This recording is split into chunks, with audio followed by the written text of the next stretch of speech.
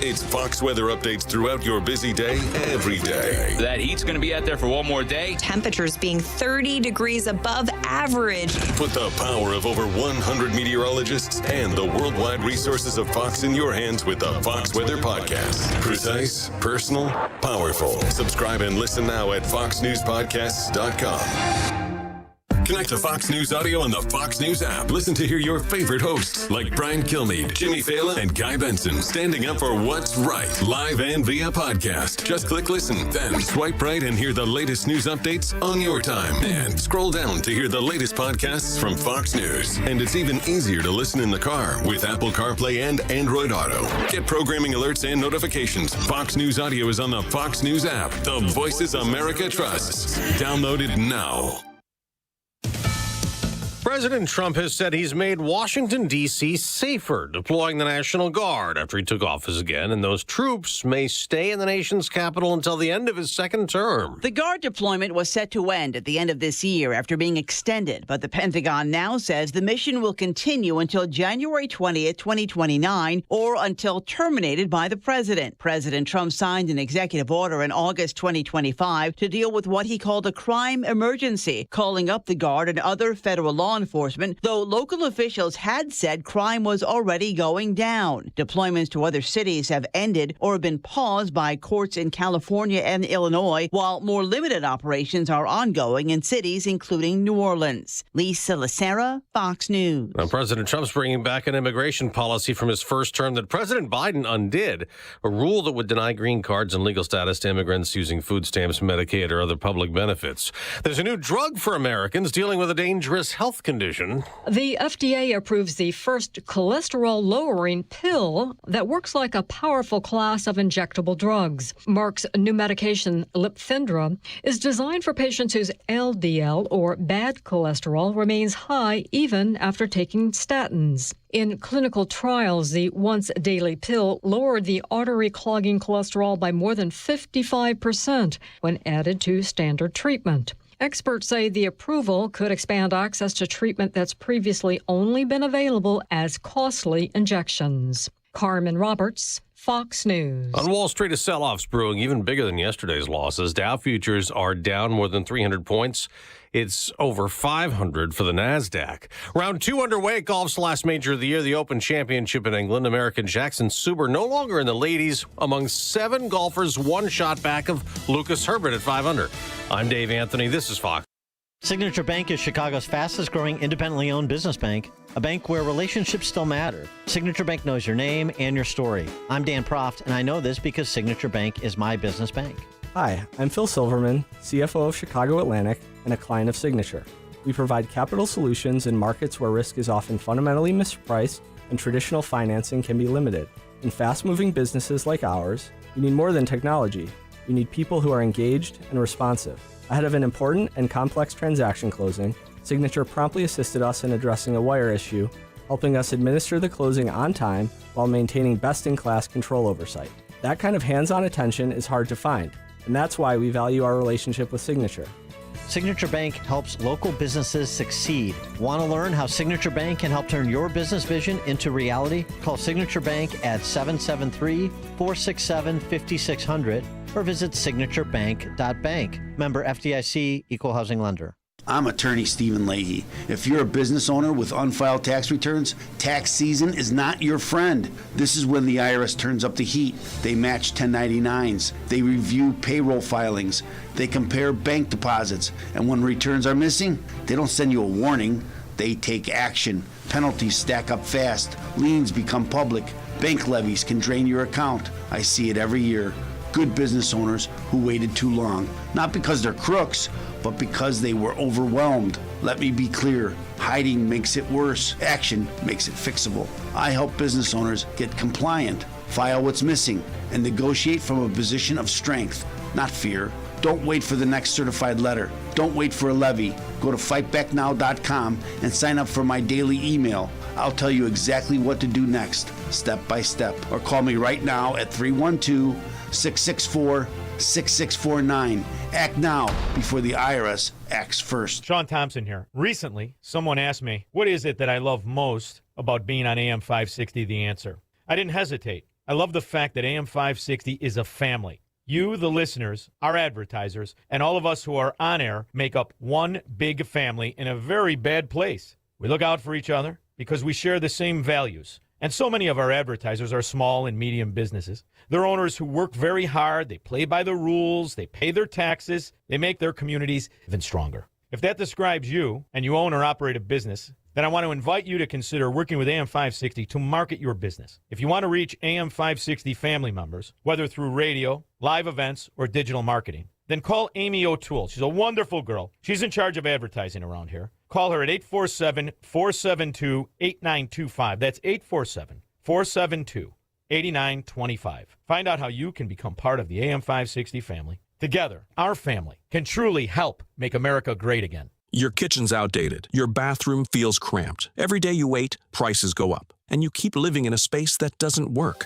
At Forever Remodeling, one team handles everything. Design, planning, and installation, start to finish. We show you your new space in 3D before we ever break ground. No surprises. With flexible financing options, the home you want is closer than you think. Visit foreverremodeling.com. That's the number 4everremodeling.com to schedule your personalized in-home design consultation.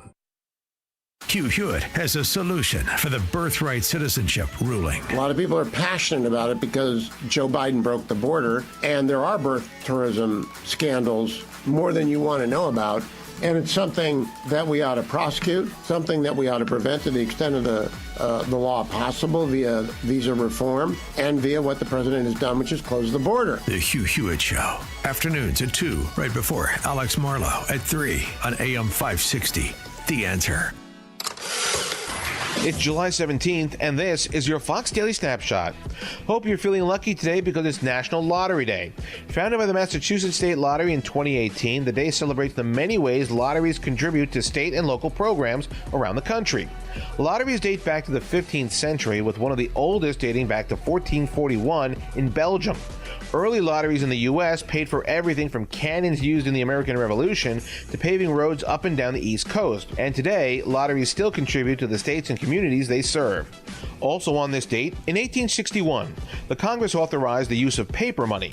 Initially called demand notes, they would be replaced by legal tender notes in 1862, which it still goes by today.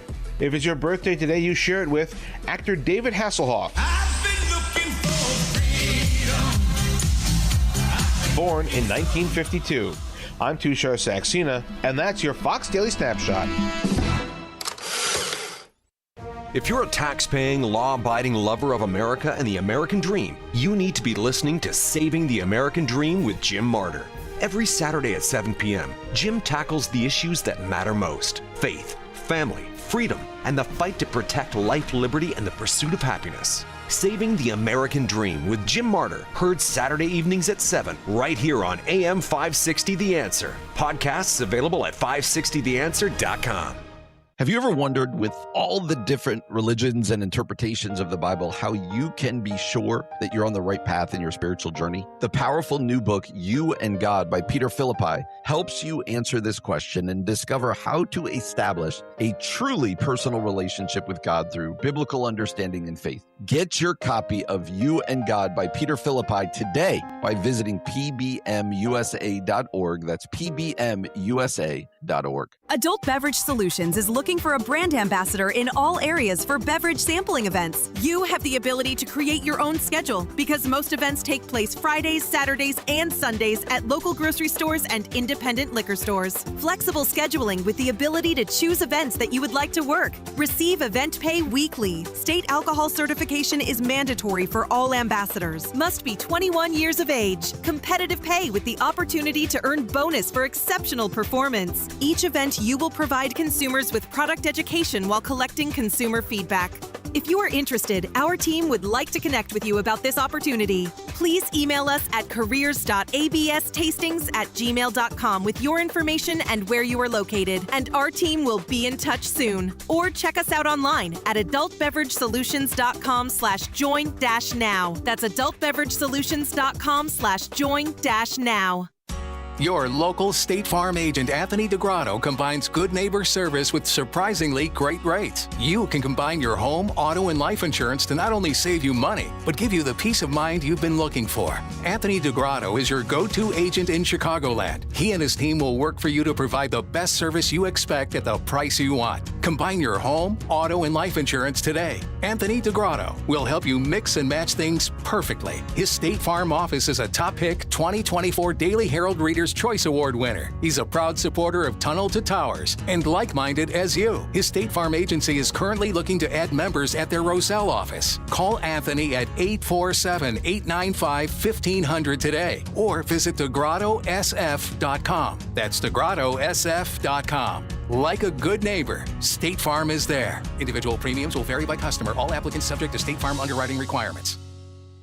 Maybe you've thought about taking a cruise. Maybe you've even talked yourself out of it. But this is not just another vacation. This is the Gulf of America cruise. 7 days through the Caribbean with Mike Gallagher, Scott Jennings, Larry O'Connor, Jennifer Horn, and a ship full of people who love this country. No packing and unpacking, no complicated planning, just great destinations, meaningful conversations, and a once-in-a-generation celebration of America's 250th. This November, be there. Text CRUISE to 94878 to book your cabin today. Maybe you've thought about taking a cruise. Maybe you've even talked yourself out of it. But this is not just another vacation. This is the Gulf of America cruise. 7 days through the Caribbean with Mike Gallagher, Scott Jennings, Larry O'Connor, Jennifer Horn, and a ship full of people who love this country. No packing and unpacking, no complicated planning, just great destinations, meaningful conversations, and a once-in-a-generation celebration of America's 250th. This November, be there. Text CRUISE to 94878 to book your cabin today. Hey AM 560 listeners, Jeff checking in again from JeffBuysYourHouse.com. What I learned serving our great nation in the military is that every mission is unique and success starts with listening. For nearly 20 years, our veteran-led house buying team has taken the time to understand what matters most to each homeowner we serve. Every home has a story, and every seller has different needs. Whether you want a quick closing or need extra time to find your next place, we customize our approach around what works best for you. That's how we've earned hundreds of 5-star Google reviews and an A+ rating with the BBB, by putting relationships first. No repairs needed, no cleanout required, and you pick the closing date that works best for your schedule. At JeffBuysYourHouse.com, we're here to help you through the entire transition, not just the transaction. Are you ready to work with a local team that takes the time to understand your home selling needs? Sell your house to the trusted source by calling us today at 630-895-9530. That's 630-895-9530 or JeffBuysYourHouse.com. This is Carol Platt-Liebau for Townhall.com. A new Pew Research Center survey contains a shocking finding. Nearly half of Muslim Americans view Hamas favorably. That's right, Hamas, the terrorist group responsible for murdering at least 46 Americans and taking others hostage on October 7th, 2023. Overall, 44% of Muslim American respondents expressed a favorable opinion of Hamas. This disturbing trend coincides with an increasingly assertive Islamist presence across the United States. In parts of Brooklyn, amplified calls to prayer now ring out from mosques beginning at 5 a.m. They include the declaration, "There is no God but Allah." Religious liberty is a cherished American freedom, but it's time to realize that many Islamists view such public displays not simply as religious expression, but as symbols of cultural and political ascendancy here in America. Sean Thompson here. Recently, someone asked me, what is it that I love most about being on AM 560 The Answer? I didn't hesitate. I love the fact that AM 560 is a family. You, the listeners, our advertisers, and all of us who are on air make up one big family in a very bad place. We look out for each other because we share the same values. And so many of our advertisers are small and medium businesses. They're owners who work very hard, they play by the rules, they pay their taxes, they make their communities even stronger. If that describes you and you own or operate a business, then I want to invite you to consider working with AM 560 to market your business. If you want to reach AM 560 family members, whether through radio, live events, or digital marketing, then call Amy O'Toole. She's a wonderful girl. She's in charge of advertising around here. Call her at 847-472-8925. That's 847-472-8925. Find out how you can become part of the AM 560 family. Together, our family can truly help make America great again. Now, your official weather forecast. Today, expect a mix of sunshine and clouds with warm temperatures reaching a high of 90 degrees. A thunderstorm is likely to occur in the afternoon. In the morning, smoke may cause poor air quality, and later in the day, there could be ponding on roadways. Tonight will be partly cloudy, warm, and humid with a low of 75 degrees. I'm meteorologist Jason Caterina on AM 560, The Answer. Get the latest weather, traffic, and news updates online at 560theanswer.com. Portions of the following show may be pre-recorded. Now, from the Signature Bank Studios. This is Chicago's Morning Answer with Dan Proft on AM 560. The Answer.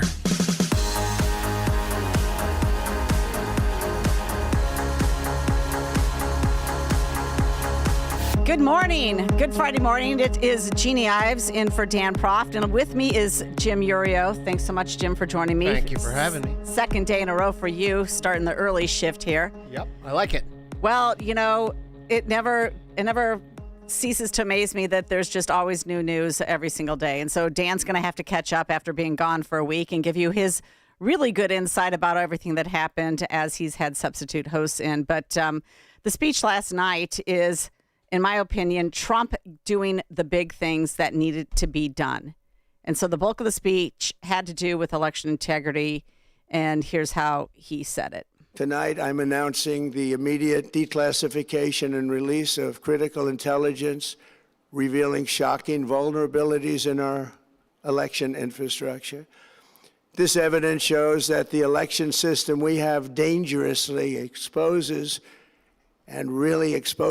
like levels never thought possible to hacking, exploitation, and foreign interference. Just as disturbingly, this vital information has for many years been covered up and hidden from you, the American people, our beautiful, our great American people. But that all changes right now. The documents we will release starting tonight have been gathered by the White House Government Transparency Task Force, a great group of people, along with the staff of the President's Intelligence Advisory Board, supported by our top intelligence agency chiefs, who have all personally reviewed the findings. We are presenting this evening and fully confirmed their authenticity. You can see these documents for yourself at whitehouse.gov. That's whitehouse.gov. Go check it out. Well, apparently during his speech, whitehouse.gov basically got shut down.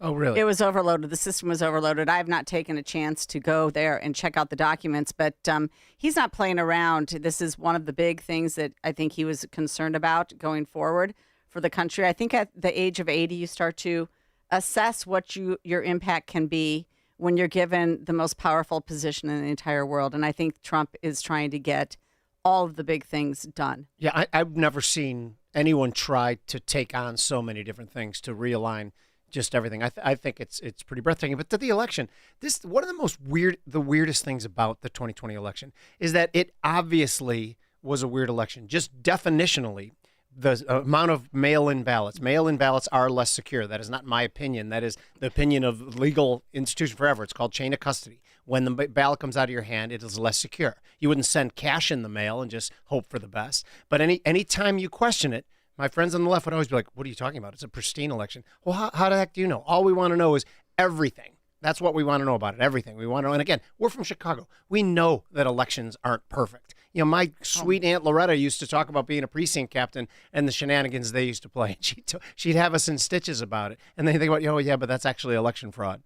Well, anybody who is familiar with the Frank DeFranco case that is still weaving its way through the federal court system, that was a race in 2020 where Frank proved, in my opinion, proved beyond a reasonable doubt that there was election fraud in his case. He won on Election Day. He won 14 days when the voting's supposed to stop. And then 3 days after that, they find more ballots. And when they start to investigate it, they thought that they had blacked out all the information on the election envelopes, which they could only find a portion of them. Oh, surprising for these cheat by mail ballots. And yet you could see through electronically that there was blank information, things that were not filled out, names, addresses, postmarks. None of that was filled out. It was all a scam. And he's still weaving his way through that. There's no way that the 2020 election was secure. And I think that's why Jay Clayton, the DNI, Director of National Intelligence nominee, in front of John Ossoff. Remember the 2020 election with the 2 senators getting elected in Georgia and the fraud that we found out in Georgia? We're going to talk more about that, by the way, with Cleta Mitchell. But just 2 days ago, Jay Ossoff was in front of, Jay Clayton was in front of John Ossoff. And this was an exchange that they had. We've established that you have an obligation to be honest and forthright with this committee and with the American public, but you refuse to answer a simple matter of fact about the 2020 election. Is that right?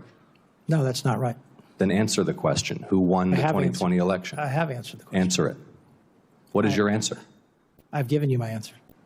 What is your answer?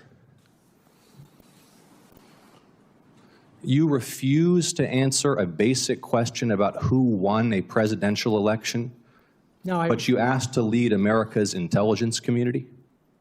Isn't it humiliating to be unable to answer this question, to have to indulge the president's delusions? We know, you know, everybody in this room knows the truthful answer to that question. Why can you not give it? I think I gave you the answer. So what do you think? I mean, obviously, I think Jay Clayton knew it was coming in Trump's speech. I think he knew some of the information that they had. But the craziest part is that they act like they know conclusively, and they do this weird logical chain. They say, well, it's not been proven, so no crime happened. That's not the way it works. There's plenty of crimes happen that can't be proven yet. And do I have confidence that it ever will be proven? No. But to question this is the most natural thing. To say that it's pristine and there is no corruption, that's weird and radical conspiracy thing. When have we ever had an election that wasn't corrupted in some level? The question becomes, is it corrupted enough on a level that it changed the outcome? Who knows? Maybe they thought that the Hunter Biden laptop might change the outcome, so that's why they suppressed it for 6 months. Again, everyone was like, well, that's why they got 51 intel agents to sign some sort of fake letter that they got the complicit media to go along and publish, and it was all. But my friends on the left will say, well, that wouldn't have moved the needle. I'm not saying it would. I'm saying they thought it would have. That's the only reason that they would suppress it like that, right? So they clearly thought it might move the needle. Well, let's not forget. Here's a montage of the Democrats denying election. You can run the best campaign. You can even become the nominee. How dare they? And you can have the election stolen from you. How can you win with Russian interference, though? That's a real what I'm thing. scared about in 2020. But rightly. Because I think he's an illegitimate president that didn't really win. So how do you fight against that in 2020? You are absolutely right. He's an illegitimate president in my mind. Would you be my vice presidential candidate? Folks, look, I absolutely agree. Trump didn't actually win the election in 2016. He lost the election, and he was put into office because the Russians interfered. Russia interfered with our election, attacked our democracy for the sole purpose of artificially placing someone at 1600 Pennsylvania Avenue. They were successful. Trump knows he's an illegitimate president. The president-elect, although legally elected, is not legitimate. I mean, I got no words. Goes for that. on and on. Right? Yes. I mean, and so then you have John Ossoff up there trying to force Jay Clayton to say that yes, Biden won the election. Hey, Biden was president. Yeah. Was it a free and fair election? No. And Trump's bringing the receipts now. Again, this is Trump doing the big things for this country at this point. And I honestly think, with age comes wisdom, typically. Not always, not with Joe Biden. Also, that's the lack for sure. of caring about re-election and an axe absolutely. to grind how they treated him in the interim between terms. And you can tell that he's angry and doesn't really care what he's thought about now. So I agree with you, taking care of the big thing. Everything he's doing, I don't agree the exact from a policy standpoint, but I do think he's trying to rework things in a very positive way. Yeah, there's no doubt about that. And then he had a lot more to say about this. Here was the big news. China complicit in the election. The documents cover 5 major areas of concern. First, they show that over a period of years, starting during the 2020 election cycle, the People's Republic of China carried out what is believed to be the largest compromise of election data in history, resulting in China's illicit acquisition of 220 million U.S. voter files. That information includes names, addresses, phone numbers, political party preferences, and other sensitive data that would be needed to register to vote and engage in other nefarious activities, which is exactly what was happening. This data loss presents an unprecedented election security nightmare. The intelligence even shows that China assigned a data exploitation unit specifically to this new project, compounding the travesty. So this isn't new news. I mean, the Russians famously hacked into Illinois' voter rolls. That was widely acknowledged in 2016. Everybody knows that happened. Even the major media didn't deny that, but they certainly didn't want to apparently run Trump's speech last night. And so ABC and NBC. I don't know about it's funny, isn't it? Yeah, it is funny that they just decide, this is too hot to handle. We're not going to cover his because he's election controversial, right? Yeah. Meanwhile, I mean, look, he's not going to put out this information if he doesn't have the receipts. I sincerely hope you're right. I believe you're right. Yeah, all I was thinking about during the speech is that he's adopted this rhythm that's kind of sing-songy where he kind of emphasizes certain words, and it's almost like a lullaby. It goes up and goes down. It becomes hypnotic to me. Were you feeling that as well? It's kind of like watching a soccer game. Anyway. Yeah, classic Trump. I mean, I thought he was pretty controlled. I liked it. He didn't really go off script too much. I think he stuck to the teleprompter. He was reading passages that were directly from the report. Look, I was running for office in the 2020 election, and I still, DuPage County, 1,600 more ballots cast than voters who voted. That's their own data. Okay. They put that up. Yeah. And you want to tell me that was a fair election, that everything was buttoned up and tight? Of course not. No, of course not. Yeah. And I think Trump's spot on this. And in fact, you have the IEP, the Illinois Election Integrity Program, put out a statement and says, we've observed in Illinois the already voted mail ballot identity theft scheme, voter roll and registration irregularities, voting equipment and transparency failures, and resistance to accountability. We've seen it all. People have been tracking this for a long time. We'll be right back. You're listening to Jim Urio and Jeannie Ives. We're trying to fill in for Dan Proft. This is the morning show more Chicago radio listeners are choosing. This is Chicago's Morning Answer on AM 560. The Answer.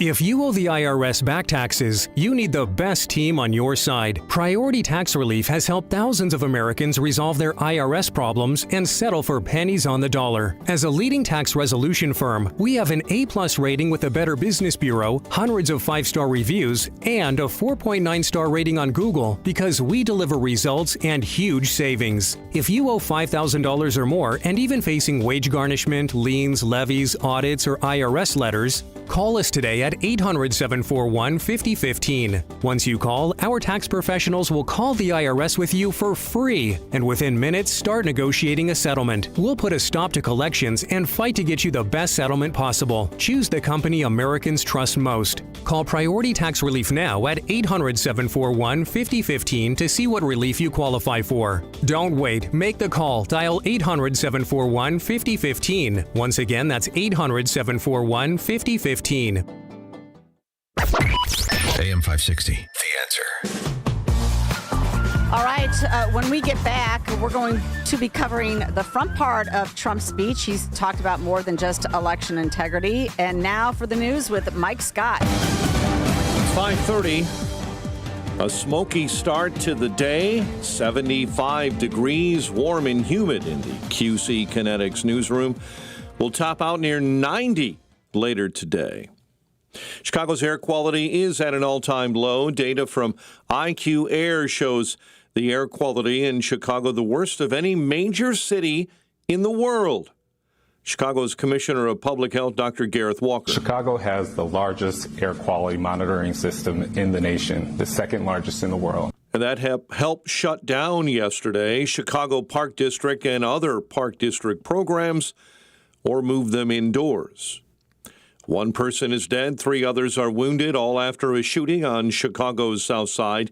Police say a vehicle pulled up last night alongside a large group in the 5100 block of South Calumet Avenue. Someone inside the vehicle opened fire, hitting 4.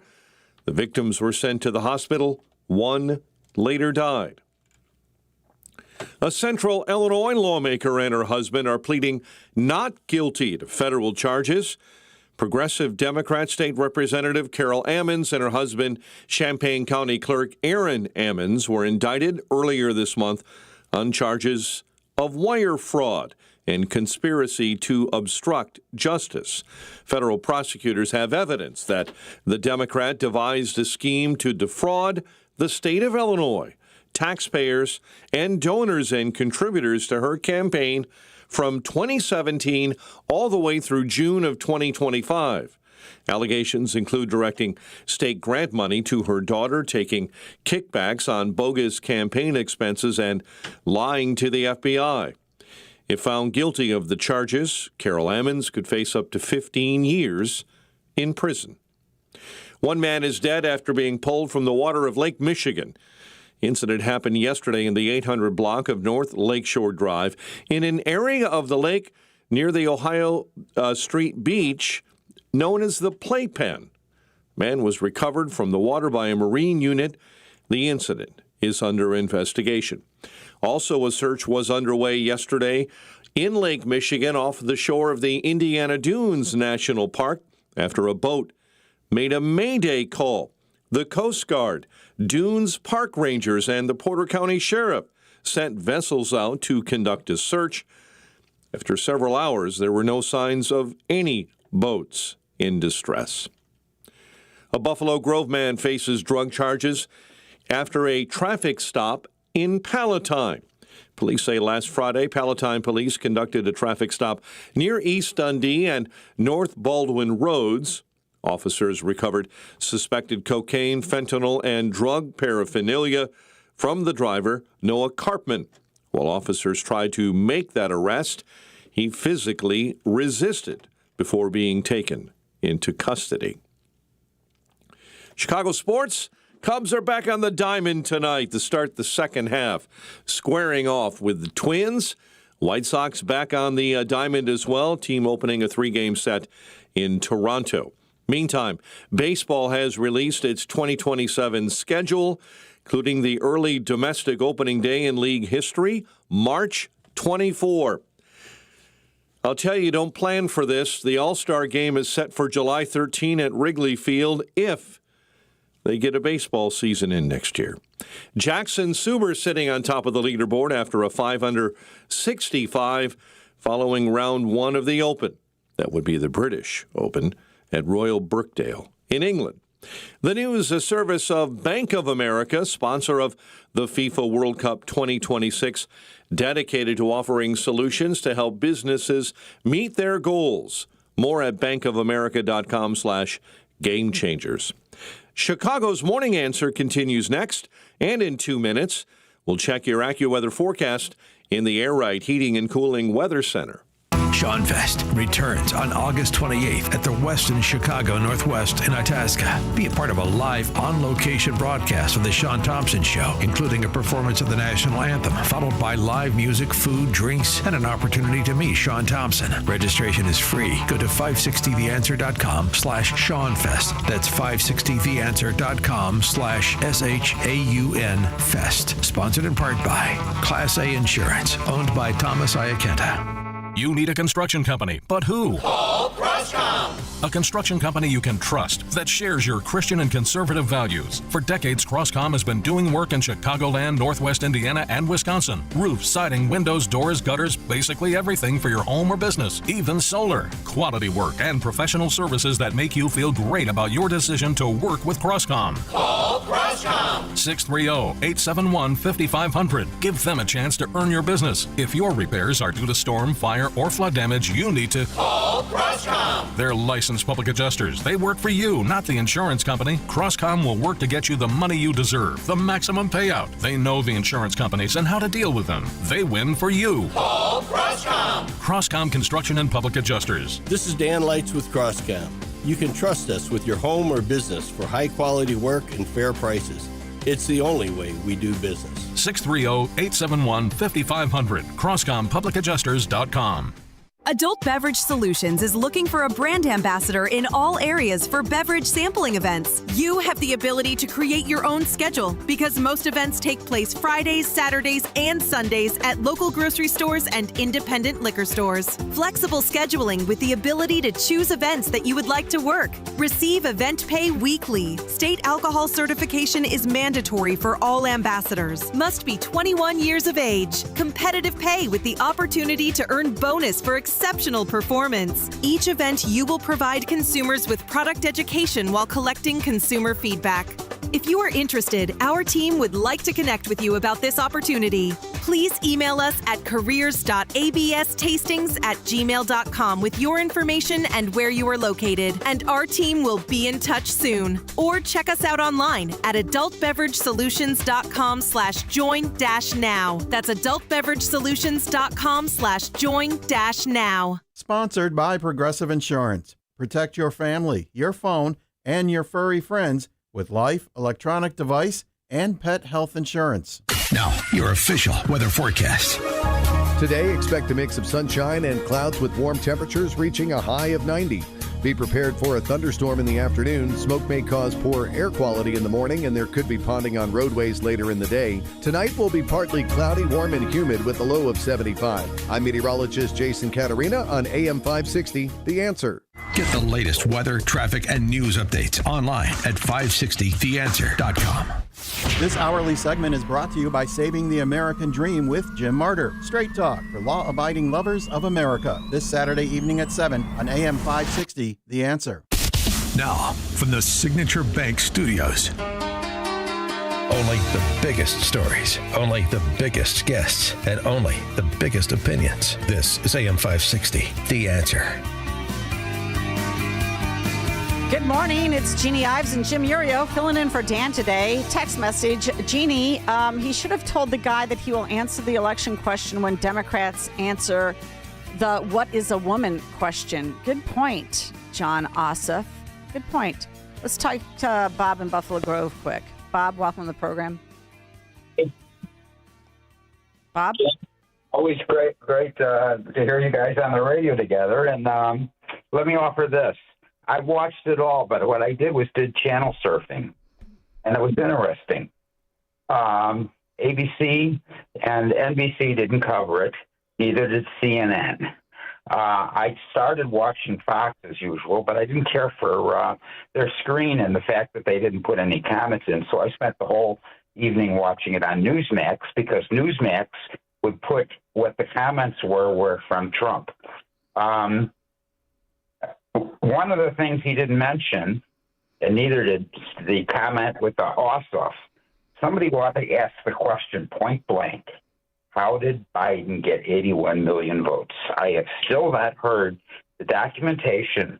I've seen comments online that, it's because of the balloting.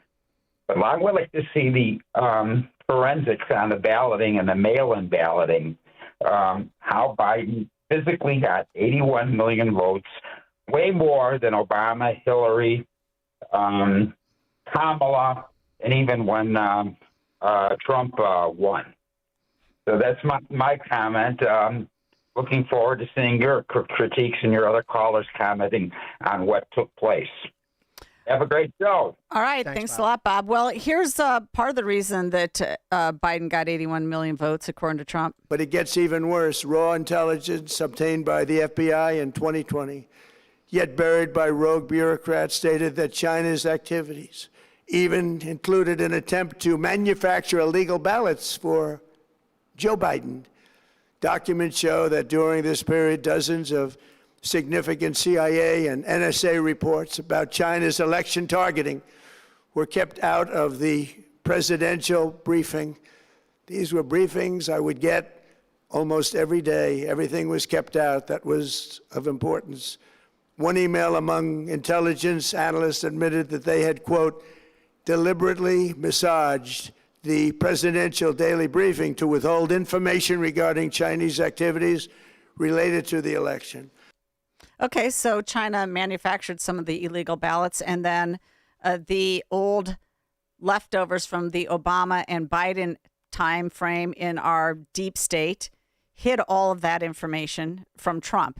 So he's setting the record straight now. Yeah. So the one thing, like when you're negotiating with these people and having discussions, and I had a discussion with some liberal friends last night, is that we can agree on two things. There are two things that cannot be disputed. One is that the amount of mail-in ballots made it the least secure election we've ever had. Now, that's not an opinion. That's part of the chain of custody I was talking about. And the second thing is that Joe Biden got 81 million votes. That's not disputed. If you look at those two things together, that seems really weird, right? So that's a great starting point to start looking into this a little bit more. And the fact that people keep telling us not to makes me want to dial into it even more. Absolutely. Well, this was Trump's opening, and I think it's worth everybody hearing again because his speech was at the very beginning, was a lot more than just about election integrity. Good evening. Before we begin, I'm proud to report that our country is safer, stronger, and far wealthier than it has ever been before. We are doing great. Less than 2 years ago, we inherited an economic and social disaster. After the worst inflation in 48 years, the wide open borders with millions and millions of people pouring in from all over the world, including criminals of all types, and 11,888 murderers, many of whom killed more than one person. We had transgender for everybody, men and women's sports, crime ravaging our cities, and the whole world was laughing at us as a nation, but not anymore. 2 years ago, our country was dead. Now, we are the hottest country anywhere in the world. America is respected like we have never been respected before. Jim? Yeah. So, and one thing he didn't mention, by the way, is when he talks about economically, is that foreign direct investment, this is a measurable metric, has shot up. Now, you can say there's two reasons for that. One is that our economy is doing much better compared to other people. Like the meme we always say is that Europe is a museum, China's a prison, and Japan is an old folks' home. That just leaves us to be the investable one. And then you look at the fact that the tariffs were put on, and perhaps they did provide the incentive to rework supply chains through America and bring investment here. That's a big deal. Now, one thing he didn't mention is that over the last 5 years, and this is not his fault, it's more the fault of the administration before, it is a K-shaped recovery. And there are 50% of the people, at least in this country, who don't think they are participating. And that's one of the reasons we're getting guys like Mandami and that clown in Seattle mayor, Katie something, whatever her name is. That's one of the reasons we're getting that. These are people who want to burn it all down. And that's a serious worry that we have to figure out. And probably only a good economy plus time will start to fix that. Well, I mean, Nippon Steel is to invest in the U.S. $2.5 billion in U.S. steel. I mean, steel manufacturing is crucial to anything that we do in terms of the defense sector. We have got to have our steel, right. and so that was and a 2020 declining, exposed us. Yeah. Oh my gosh, that was a totally declining industry until Trump started to turn it around. And I don't know if you like tariffs or not. I'll tell you what I like. I like national security. Me too. But guys, and people who are kind of trained in the economic chain of guys like me, we hate tariffs. We like free trade. But that doesn't account for the fact that other countries were having tariffs on us. So since we do not have the power to make them drop them all, the only way to do it is use tariffs as a cudgel to bring them to the negotiating table. So I do not like tariffs, but I think if they were used effectively, and it seems like they were, then more power to you. Yep. Let's go to George in Naperville. George, welcome to the program.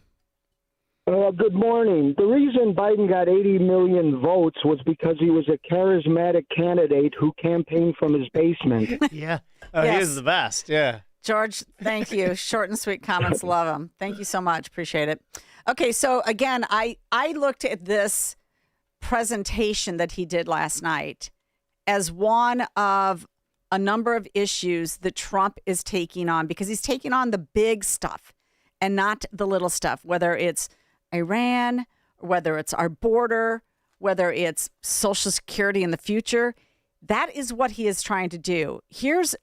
One thing that I think is completely underrated and that people will learn to appreciate on both sides of the aisle are these Trump accounts. And with Trump accounts, every child in America now has access to a tax-free investment account to save for their future. Billions and billions of dollars are being invested, put in by companies and individuals to take care of our children so that At age 18, they will have potentially hundreds of thousands of dollars in their account, and they'll get off to a great start in life. So he's starting the process of phasing out Social Security. He's not saying that. Yeah. He's not saying that. He's showing how that can happen if you just use the power of the market and you know the gain in the stocks over time. Yeah. He's showing people how that can happen for people, and then people will say, "Well, what the hell? Why did I put over 12% of my income into Social Security?" Jim, you and I are the same age. Nope. Yep. By the time we are ready to go ahead and get our Social Security, it's going down 20%. Whatever we had, they're going to cut it 20% because they can't. The money's not there. Yeah, because it's a Ponzi scheme. They failed to put in the stopgaps to make the system durable. Yeah, you know, and I don't think that my cash earnings from the Sioux City Journal paper route I had at age 10. They could have compounded a lot of times. Or my bean walking money from my uncle on the farm. I don't, honestly, I mean, but we've been paying into Social Security except for those minor jobs for decades. I think even when I had a summer job, I was paying into Social Security. When I was at the church at St. Teresa, when I was a maintenance man, I think they were taking out Social Security. So instead of attacking something because, you cannot say, well, we're going to reform Social Security. People get all up in arms because they don't understand the numbers. You're getting less than 1% if you're wealthier in a return. You're losing money on Social Security from a return standpoint. If you're just sort of a moderate Social Security earner, you're getting maybe a 1% return on your investment. Mm-hmm. This is such a joke. Yeah, no doubt. It's so bad for people. I think instead of actually talking about reforming it, he's just going to show people with these Trump accounts. Yes, what and can you know happen. what the best characteristic of the accounts is that wealthy people like Michael Dell, like the woman from SpaceX, I can't remember her name. You can choose like different area codes that you want to contribute to, and I love the philanthropy instead. Keeping the government out of it to a certain extent. I know the government is part of this for sure. And the government's obviously part of Social Security. So I don't like the government in our life, but I love the fact that this opens up an avenue for wealthy people to donate directly to the people that they want to. All right. Another thing that he was, another big thing that he's handling, and that's border control. Here you go. Our previously wide open borders have been transformed into the most secure borders in the history of our country, with 0 illegal aliens being admitted to the United States in the past 14 months. That is 0. Nobody thought it was possible. We had the worst border in the history of our country, and now we have the best. What's the debate there? That's just a fact. Yeah. And again, he's not leaving this to chance. He's building a freaking wall. Yeah. That's what he's doing. It's a physical barrier. He's not going to just leave it to some squishy Republican or some radical Democrat who might take over after him. He's actually doing the big things that need to be done. We're going to have to take a really short break. We'll be right back with your phone calls. And we want to talk about that CNBC, the 10 worst states to live in. We're going to love this. Seriously, Tennessee's at the top. Give me a break. We'll be right back. This is Chicago's Morning Answer. Your show keeps me alive during the week. There's nobody I'd rather listen to between 5 and 9 in the morning than you guys. On AM 560, The Answer. Sign up for the AM 560 Answer Advantage to get early alerts on event ticket sales, special discounts, and contest opportunities. Sign up today at 560theanswer.com/advantage. Each morning, the newsmakers and the newsbreakers shaping today's conversation are heard on the AlphaWealthGroup.com answer line on Chicago's Morning Answer. When you need answers about what's happening in your world, you turn to AM 560 The Answer.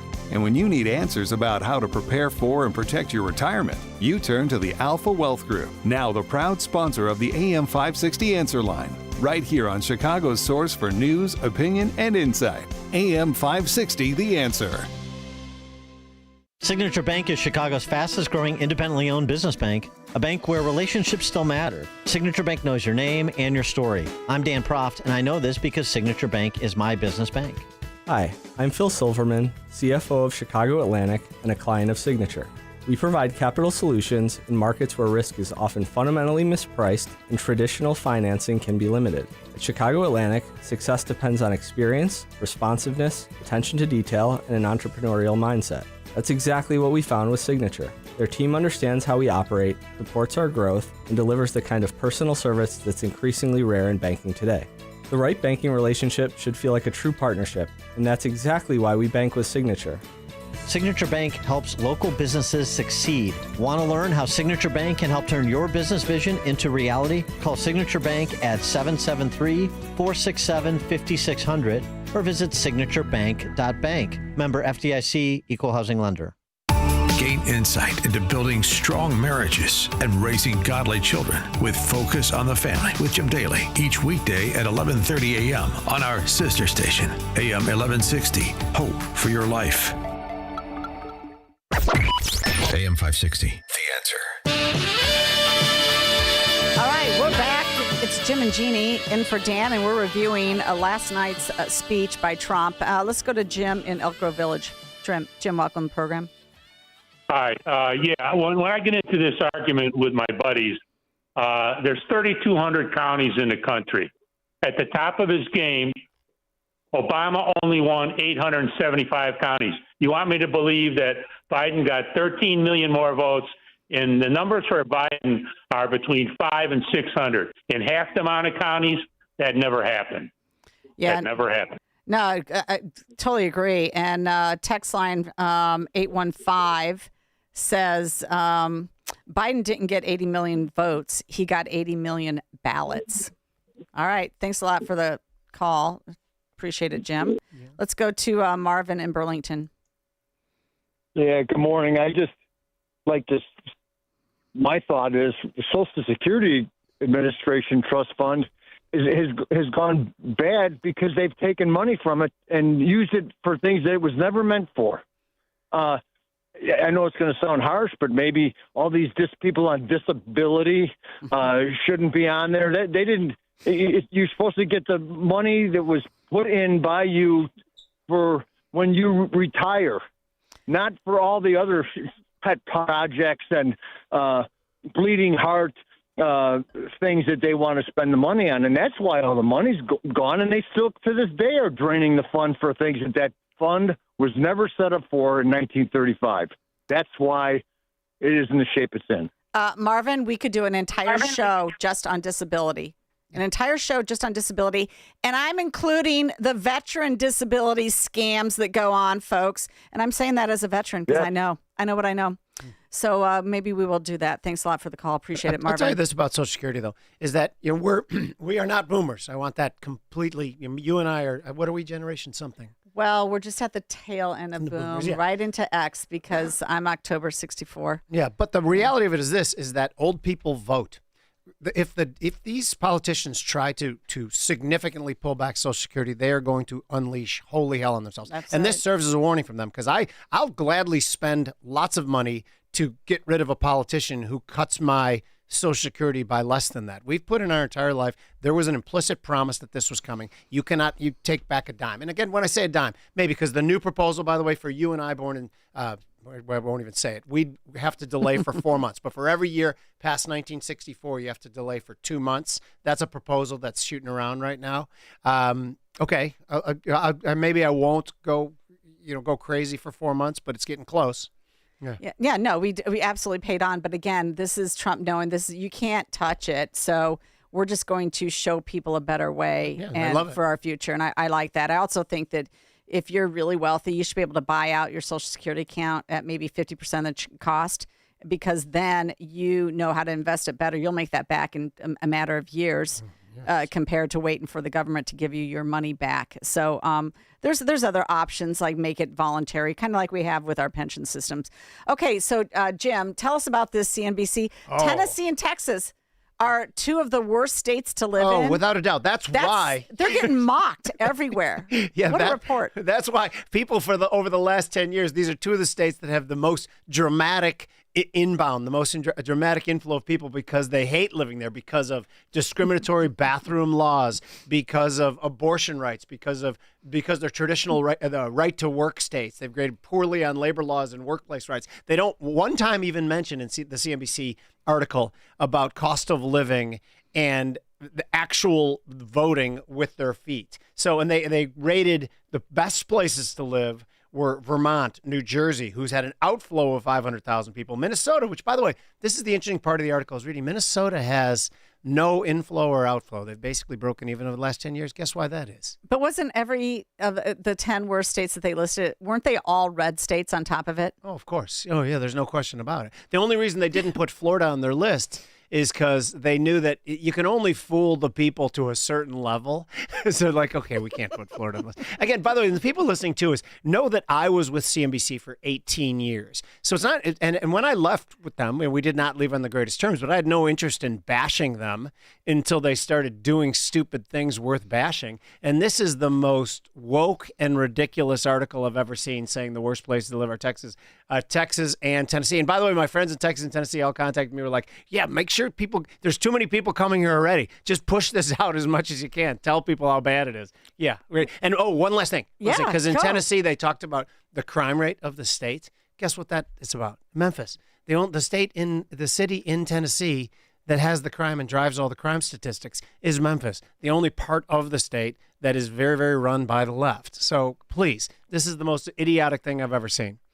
Well, then the other thing that they did is they happened to put out the 10 best states for businesses, and they put Illinois number 12. Nobody believes that either. I mean, when you look at the Chief Executive Magazine rankings, this is 2026 best and worst states for business. Top 5, Texas, Florida, Tennessee, North Carolina, Georgia. Yeah. Best places, Illinois, and I've been looking at the CEO executives rankings for 13 years now. 13 years. Bottom 3, California, New York, Illinois. Those 3 have not changed in 13 years. No. And yet CNBC wants to say that Illinois is number 12 for business. No, and again, I've run businesses in Illinois for a long time. I can tell you conclusively that is absolutely a crock. And the notion, all you have to do is see the amount of businesses that are leaving Chicago, with the most notable, again, the Bears leaving the state, which is probably going to happen, is not a huge thing compared to some of the companies that have left or threatened to leave. But it is the most visible and most easily seen demonstration of how bad it is. Money goes to where it's treated best, and Illinois is not where money is treated best. Sorry. Okay, so you're on the side of the Bears are actually going to leave, because there's a lot of people think it's a big fake. What do you think? I really... Honestly, I don't know what to think. I don't know what to think either. We had Jim Everett really on our don't. show. He's kind of a football insider. He played in the NFL. Yeah. And he still thinks what you are implying, that perhaps this is just a negotiating tool. Like, I don't, we talked yesterday on the show about the Fire getting $500 million in TIF money from the 424 million, but who's I think counting it went up 75 to million? 525. Exactly right. Okay. But then, the Bears were turned down $850 million. I mean, if you think about it, if the Fire is worth a $500 million investment, and I can just go over the numbers and crunch them, then the Bears would be worth 10 times that, obviously. Easily. And the Bears being turned that down is absurd to me. And I'm not even necessarily for TIF money. I just wish we had a system that attracted business and attracted money because it was good. It was because it was a good place to be. It's like, remember when we were kids, when all of a sudden they decided in Chicago that every city employee had to live in the city. I remember when they passed this. Yep. Okay, if you have a good city that's good to live in, you don't need it. Jim, I'm going to have to cut you off. Okay. This is WIND Chicago. We'll be right back with Cleta Mitchell. The U.S. bombed Iran a 6th straight night. I'm Dave Anthony. Fox News. U.S. Central Command says they hit military targets from infrastructure to surveillance to air defense, while Iranian media reports the American strikes took out bridges and power sites. This is significant escalation. The targeting of roads, bridges, and bases around the port city of Bandar Abbas is significant because it cuts off Iran's Revolutionary Guard Corps supply routes, essentially isolating them.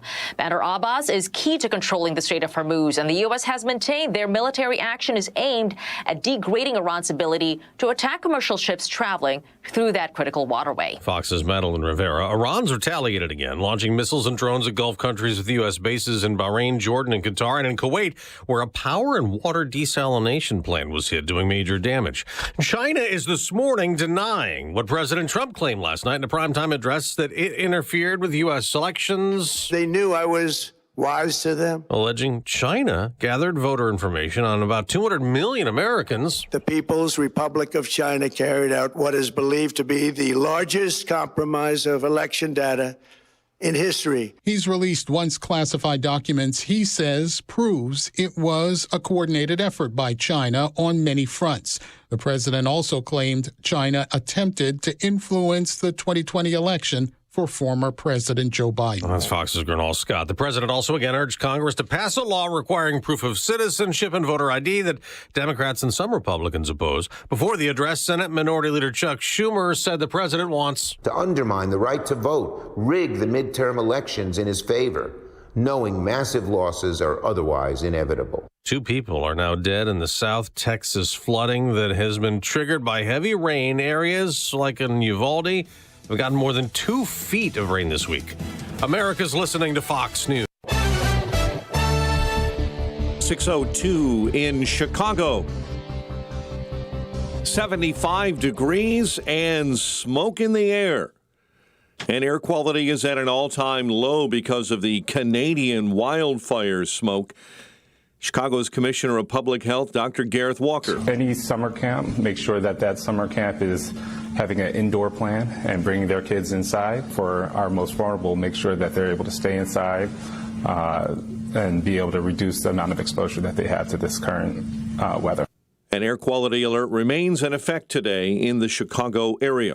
1 person is dead, 3 others wounded. It all follows a shooting on the south side last night in the 5100 block of South Calumet Avenue. Someone inside a vehicle opened fire, striking 4 men. All the victims were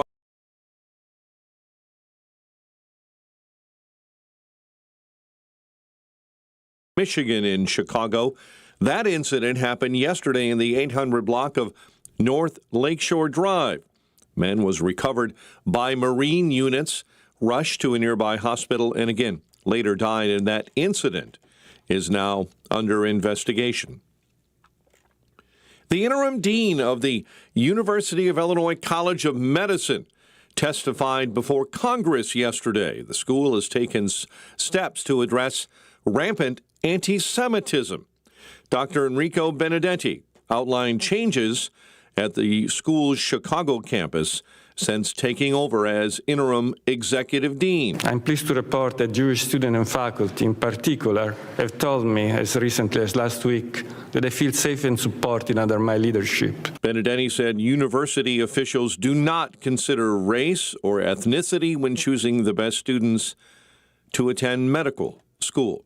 There is a boil water order in effect for parts of the town of Cicero this morning.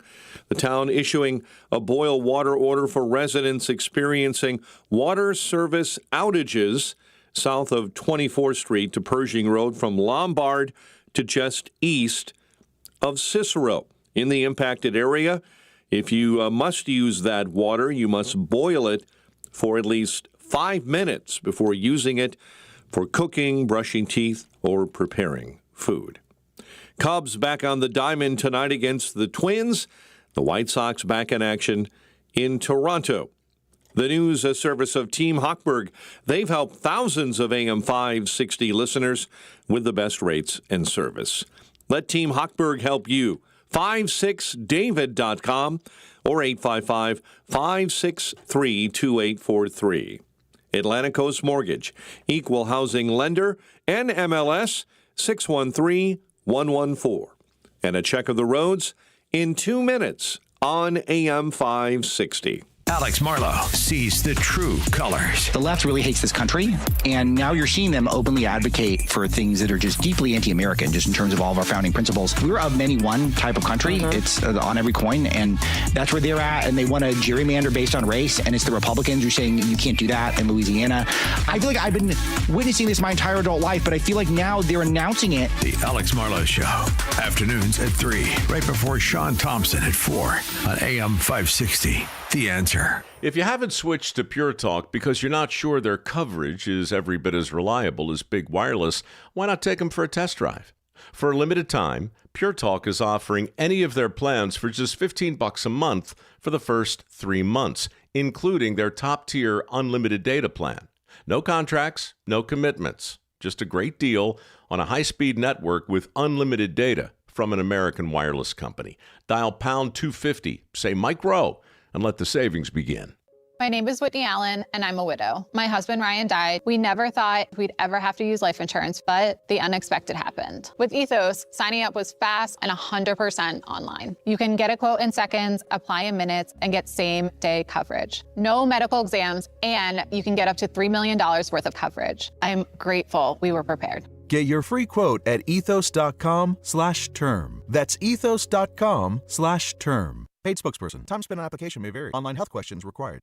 This is an important notice to all U.S. taxpayers. The IRS is giving away billions of dollars in tax savings through a federal program called the Fresh Start Initiative to aid delinquent taxpayers. This initiative was established for anyone facing financial hardship and unable to pay their back taxes. Qualifying and enrolling in this program will stop all collections, settle your delinquent tax problem, and even reduce what you owe by thousands of dollars. Call the hotline at People's Tax Relief to see if you qualify and get this free information by dialing 800-431-2715. If you have unfiled tax returns or cannot afford to pay your personal or business back taxes, you can now get the help you need. One simple phone call can resolve your tax problem and save you thousands of dollars. To see if you qualify and to get this important free information, call 800-431-2715. 800-431-2715. 800-431-2715. 6:07. Let's get an update on the roads. Team Hochberg Traffic Center time. Stop-and-go traffic on the Kennedy outbound near Mannheim Road this morning on the way to the big airport. An accident in Elmhurst, Route 83 at North Avenue, slowing things up. Just a note for South Shore Line commuters. Normal transit service has resumed. Remember, back on June 24, they had a train derailment, and they have been running spotty service since then. Almost a month later, they're almost back to normal on the South Shore Line beginning this morning. Chicago's Morning Answer continues next, but first, check of your morning forecast in the Air Right Heating and Cooling Weather Center. Today, expect a mix of sunshine and clouds with warm temperatures reaching a high of 90 degrees. A thunderstorm is likely to occur in the afternoon. In the morning, smoke may cause poor air quality, and later in the day, there could be ponding on roadways. Tonight will be partly cloudy, warm, and humid with a low of 75 degrees. I'm meteorologist Jason Caterina on AM 560, The Answer. Get the latest weather, traffic, and news updates online at 560theanswer.com. Now, from the Signature Bank Studios, this is Chicago's Morning Answer with Dan Proft on AM 560. The Answer.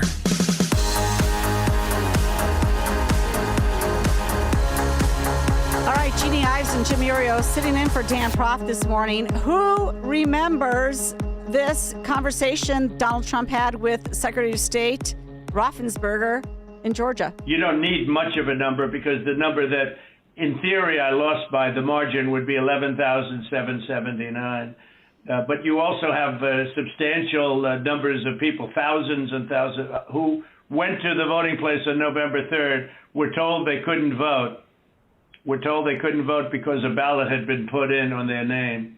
And, that's very, very, very, very sad. We had...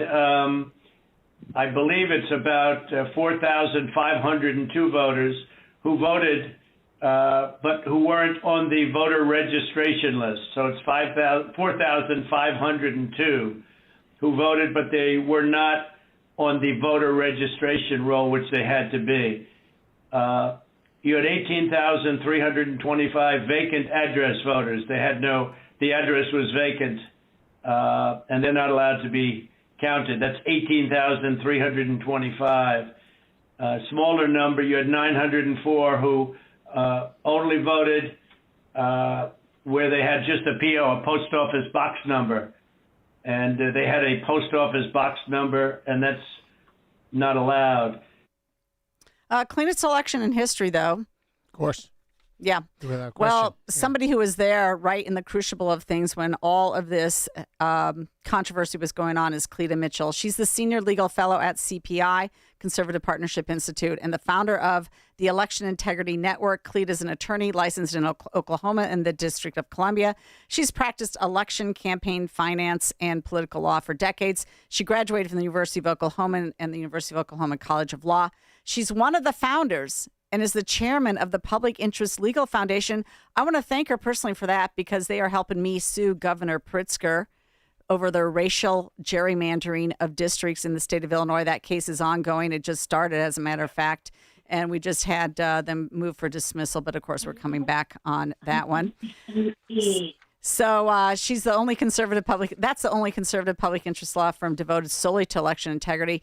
Cleta joins us now because she was a volunteer attorney for the 2020 Trump legal team in Georgia. She knows more about what's going on than anything. Cleta, what is your response to the Trump speech last night? Well, it's so funny to listen to that. And first of all, thank you all so much for having me.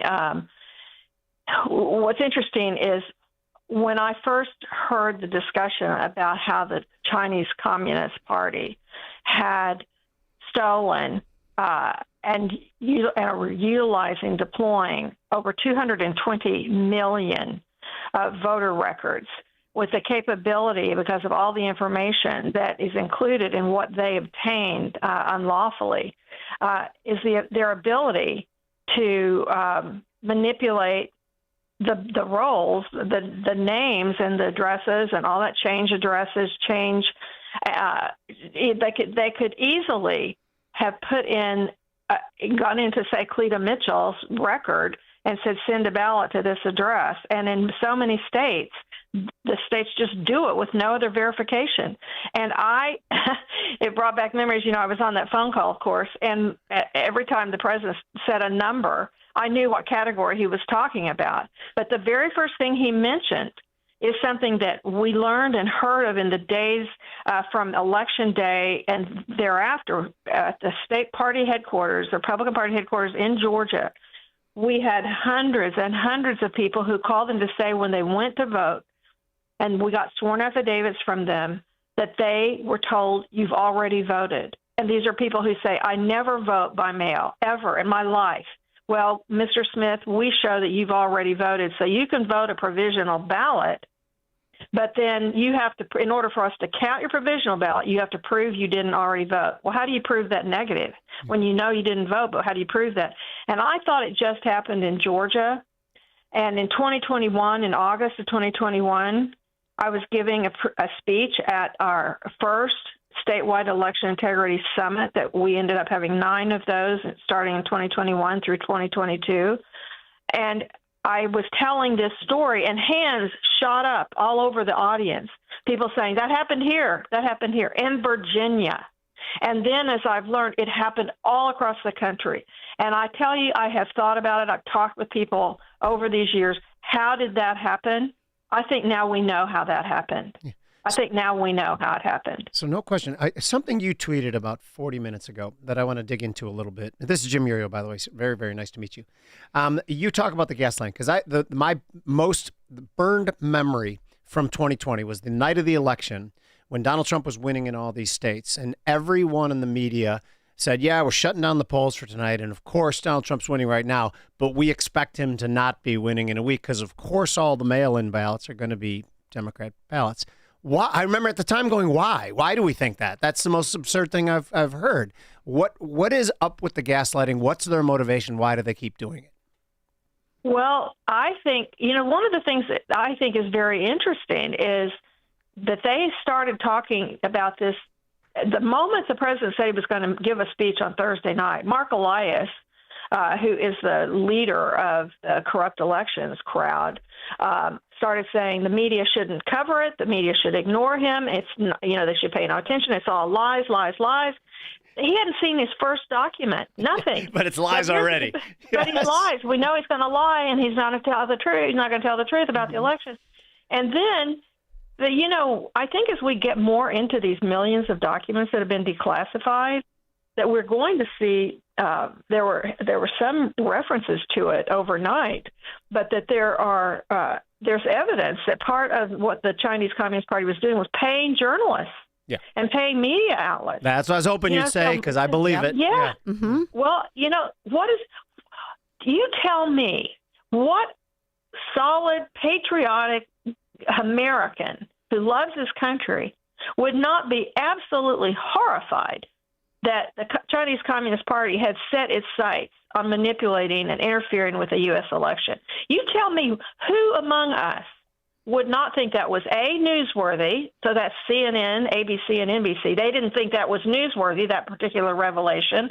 And they also didn't think it was newsworthy that the intelligence community of the United States of America knew as early as January 2020 about the misappropriation of over 200 million voter records and plans to deploy that data, and they didn't tell the president. They actively engaged in a cover-up and didn't tell President Trump. They didn't tell Congress. They didn't tell the American people. They issued all of these statements saying there was nothing wrong. There was no foreign interference.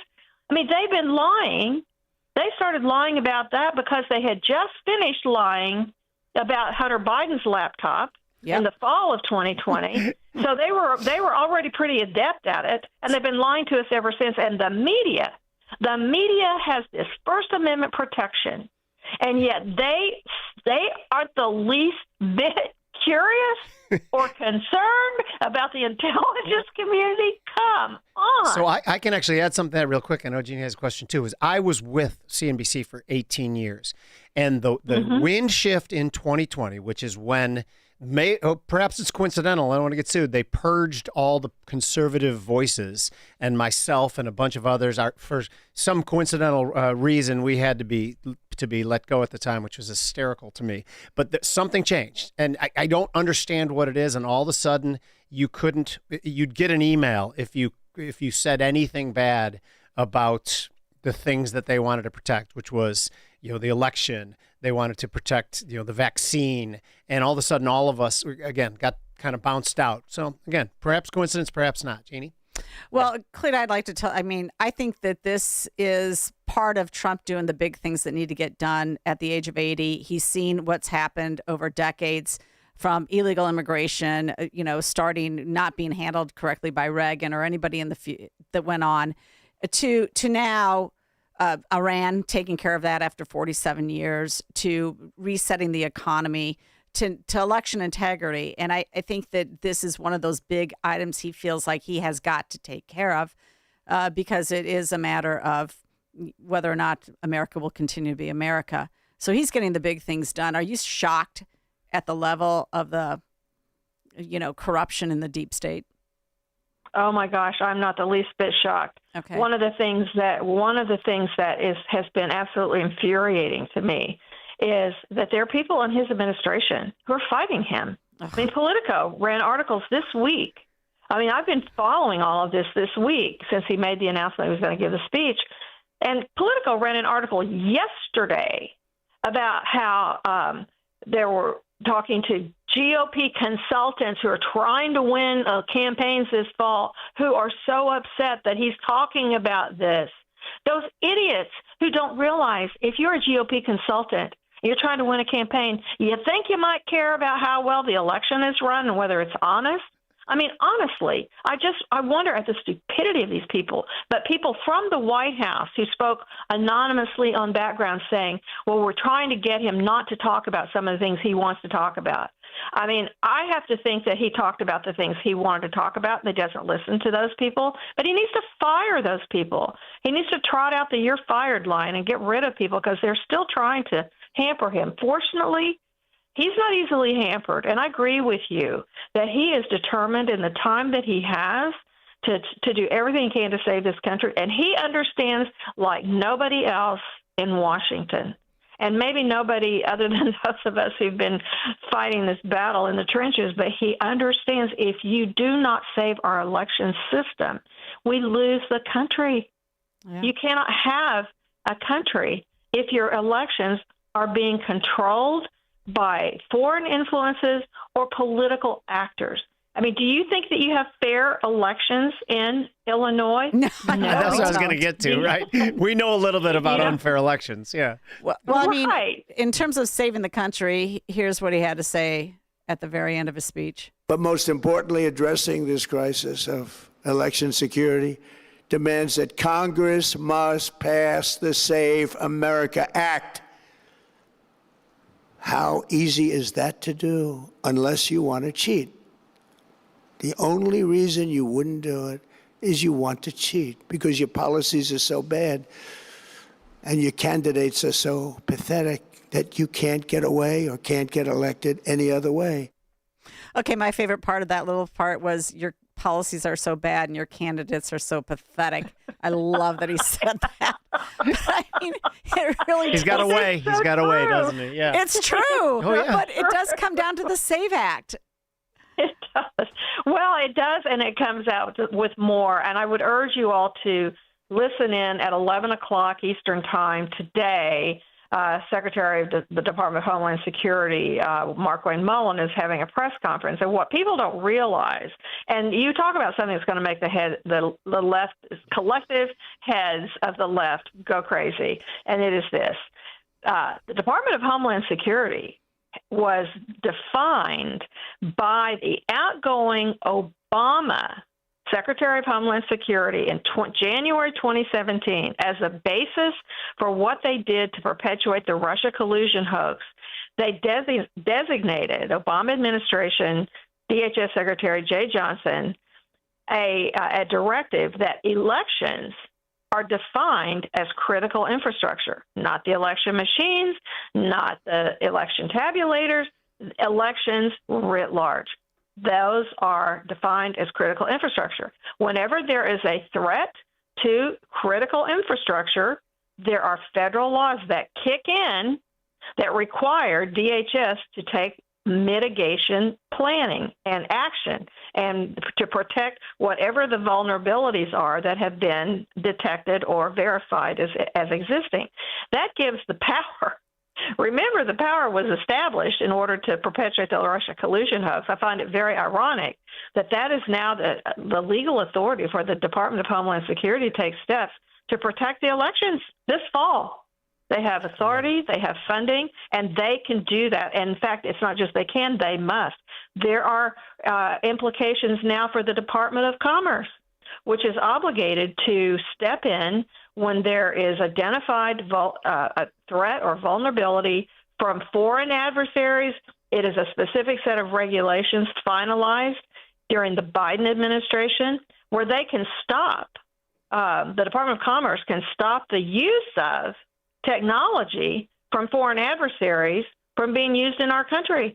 Well, guess what? Every voting machine that's used in America is made in whole or in part in China. So there are things that the government must do. It is a whole of government approach. The left will go berserk. We will have left. There'll be judge shopping. They're already judge shopping this morning, finding the judges, the communist Marxist judges who will rule in favor of whatever left-wing group files a lawsuit. But this is serious stuff.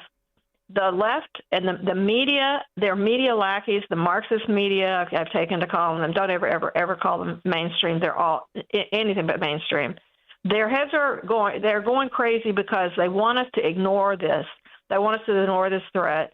But I don't think that people are going to ignore it. I think that, we've known about it, and that's why the vast majority of American people favor all of the common sense election reforms that need to be made, because the Democrats and their left-wing crazy allies have basically destroyed every shred of election safeguards that were put in place literally 100 years ago by progressives to fight the city hall, big city machines in places like Chicago and New York and all of those places.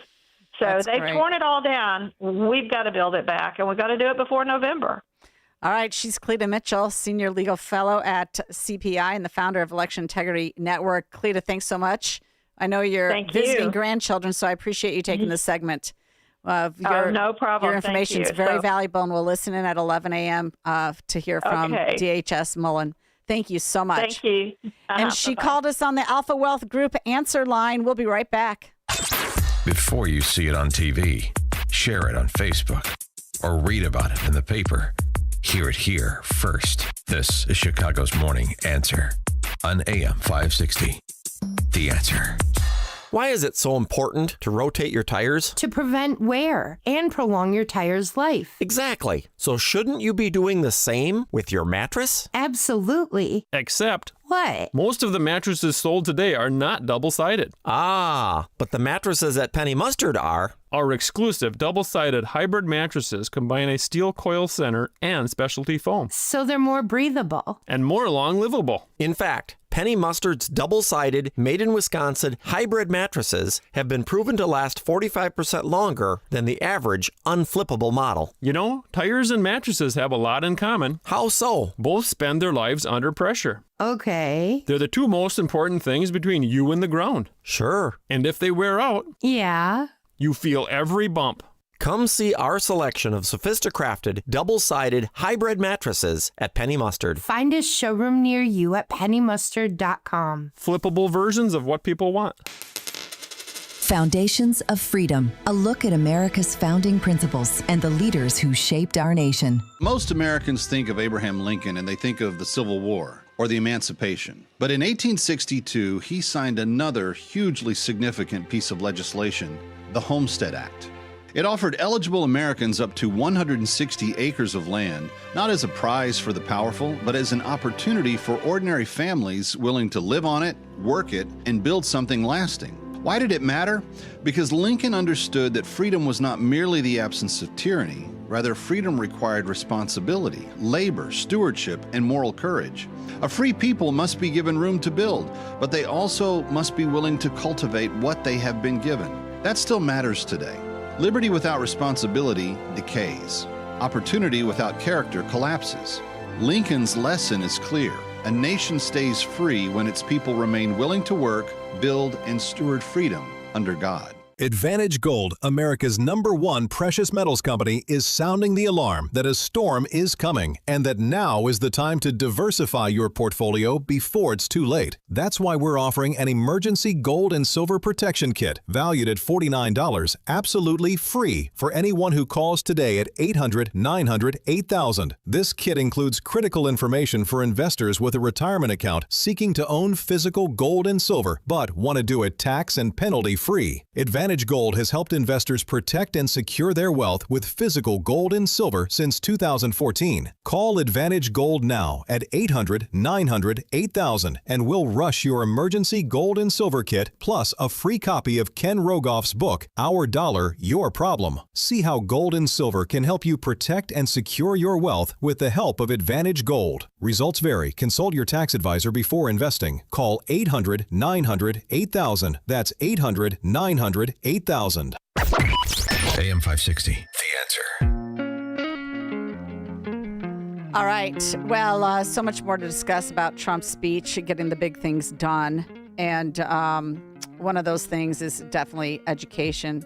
So after the break here, we're going to be talking with Erica Donalds. She is the wife of Byron Donalds, who is running to replace Ron DeSantis. So I'm looking forward to that interview. We'll have a lot more to talk about with her. Yep, she's great. I've talked to her before. You're gonna love her. She presents very, very well. Yep, she's got a group called Education Freedom Foundation. So we'll be talking about that, talking about AI and education. Stay tuned. There's so much more to discuss here on WIND Chicago. And again, we'll take your phone calls at 312-642-5600. I keep forgetting to tease that. That's the Alpha Wealth Group call and text line. We're happy to take your information in. We'll be right back after news from Mike Scott.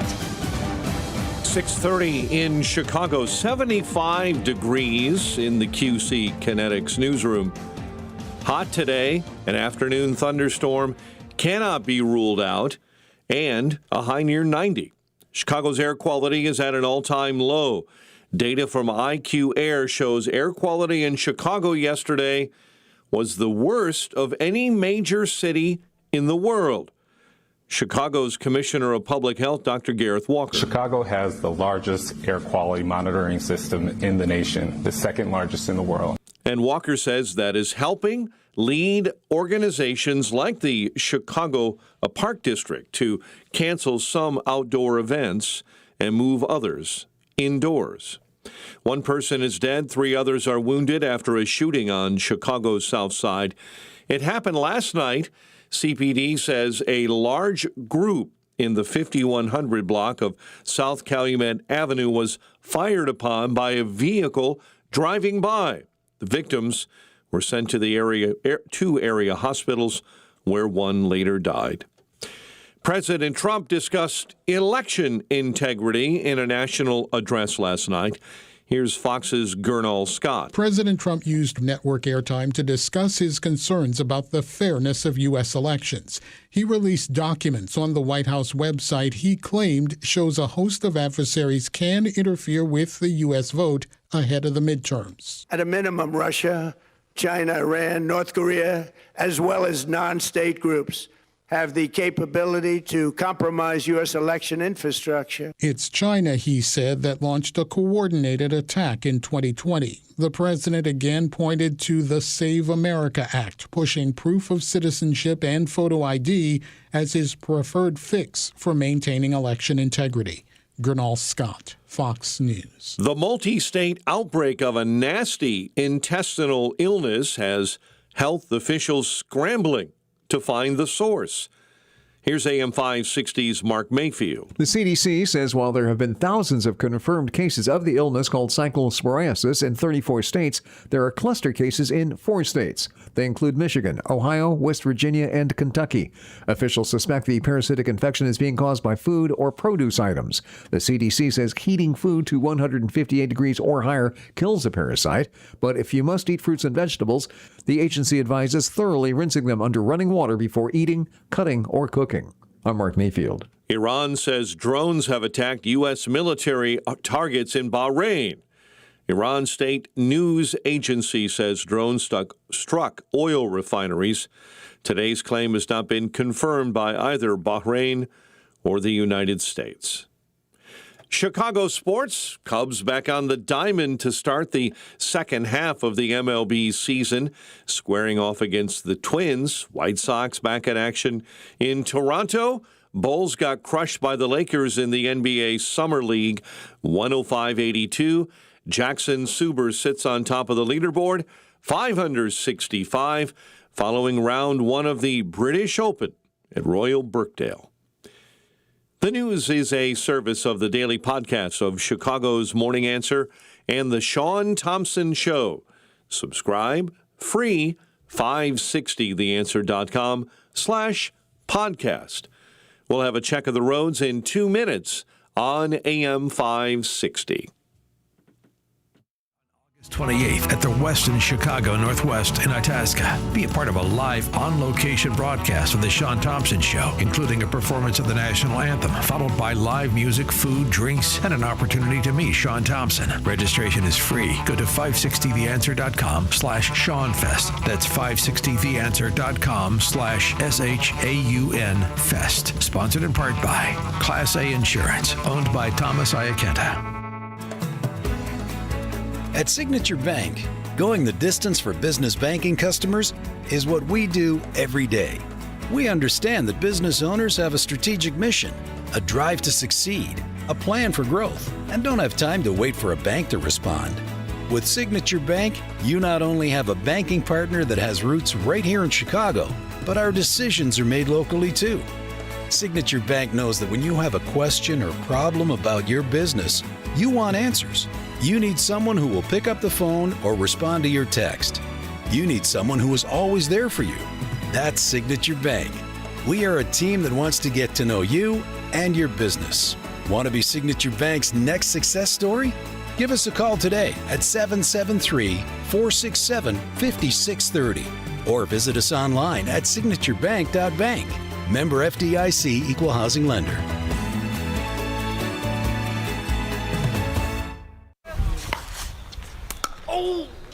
If you're over 65 and struggling with knee pain, Joint Relief Institute offers a guaranteed way to treat it. It's non-surgical and often covered by Medicare and private insurance. It's JRI's Joint Arthritis Treatment, knee lubrication placement that's so accurate it's 100% guaranteed and can relieve your knee and shoulder pain in 10 minutes or less. Book your risk-free consultation today and get back to walking, golfing, pickleball to cycling without pain or medication. Call 708-315-6800. Meet the provider, get an x-ray and joint consultation. Why wait? JRI has treated over 30,000 Chicagoans and performed over 400,000 procedures. You could be next. Over 5,000 five-star Google reviews can't be wrong. Stop living in pain. Call the Joint Relief Institute today, 708-315-6800, or visit jointreliefinstitute.com. Locations in Glenview, Oak Brook, and Orland Park. That's 708-315-6800 for the Joint Relief Institute. Medicare and most private insurance plans accepted. A riddle brought to you by Progressive Insurance.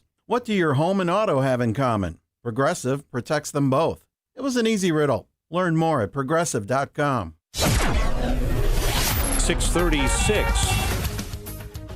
Let's get an update on the roads in the Team Hochberg Traffic Center, a service of rockauto.com. Kennedy outbound between Addison and Irving Park. A disabled vehicle blocking a left-hand lane. Delays as you travel in Elmhurst this morning. They're clearing up an accident, Route 83 and North Avenue. And we're seeing some delays begin to pick up on the Stevenson this morning, inbound between Cicero and Kedzie. Well, you know a failed strut can turn any drive into a rough ride, and when it's time for repair, Rock Auto makes finding the right part easy. Shop name brands at lower prices and have parts shipped directly to your door. All the parts your car will ever need. Rock Auto. Chicago's Morning Answer continues next. But first, a check of your morning forecast in the Air Right Heating and Cooling Weather Center. A hot day ahead, possibly an afternoon thunderstorm, and smoke will again lead to poor air quality with a high of 90. Get the latest weather, traffic, and news updates online at 560theanswer.com. This hourly segment is brought to you by Goldilocks, offering 24/7 security solutions for homes and businesses. Call them today at 708-889-5600. Now, from the Signature Bank Studios. If you're looking for the latest news, insight into what it means, and the sharpest opinion, there's only one station in Chicago where you can turn, and it's this one. We're AM 560, The Answer. All right, Rock the Casbah. I gotta tell you, that'll wake you up in the morning. Who picks the music? I want to have that job of picking the music for the show. Who gets to pick it? Well, what's the deal? Were you going to listen to Paul Simon? We might. I know you're headed to his concert with your daughter, right? I am. Looking forward to it. This is like the fourth time I've seen Paul Simon, where it was the last time I'm going to see him because he was retiring. Which, by the way, he's a tease. Yes, exactly. But he's fantastic, and my daughter and I are going to see him on Saturday. Oh, okay. Good for you. That's great. Awesome. Well, okay. This probably missed. A lot of people missed on this one. They didn't. Of course, the legacy media here in Chicagoland never would pick up on this, but Legal Insurrection did. Illinois Math and Science Academy helped organize and fund a black graduation with nearly $2,000 of school money. It's progress. That's progressives. We're progressing back to segregation. What the hell? Illinois Math and Science Academy Diversity Office helped organize a graduation ceremony for black students. This is this year, guys. This year. Yeah. Not last year, 2 Or years ago. 1958. Right. No. Yeah. Which included $640 in custom sashes and up to $1,200 for a graduation lunch, according to emails obtained by Defending Education through a Freedom of Information Act. The event was separate from IMSA's general commencement ceremony and was for Black seniors only. I mean, maybe they had what do they have? Maybe a dozen? I don't even know. Although the promotional flyer indicated that guests could attend. Records show planning for the Black graduation was underway by January 29, 2026, when an organizer asked IMSA's Director of Diversity, Equity, and Inclusion and Title IX coordinator to provide an approximate number of Black students so the graduation stoles could be ordered. Yeah. So I think we need to help them define what diversity is exactly, because they seem to think that diversity and keep pushing the pendulum to a place where we're back segregated, and they want nobody who's actually diverse, particularly diversity of thought. Equity. The notion of equity is that everybody has the same stuff. Not that everyone has the same opportunities. That would be equitable opportunities. The notion of equity is ridiculous. Inclusion, you just break it apart. They don't want to include me and you. Ever. They want to keep us away. So it falls on every part of it. The notion that they're having all Black graduation. They did this in Michigan a couple of years ago too, University of. This is absurd, and it really underscores how silly some of these policies are. Yeah, no, and I was right. I was estimating, but I was right. It says in this article, an invoice dated March 27 shows an order for 12 Black serape sash with yellow gold custom embroidery at $50 each. Sounds fancy. Uh-huh. Yeah. Yeah, there you go.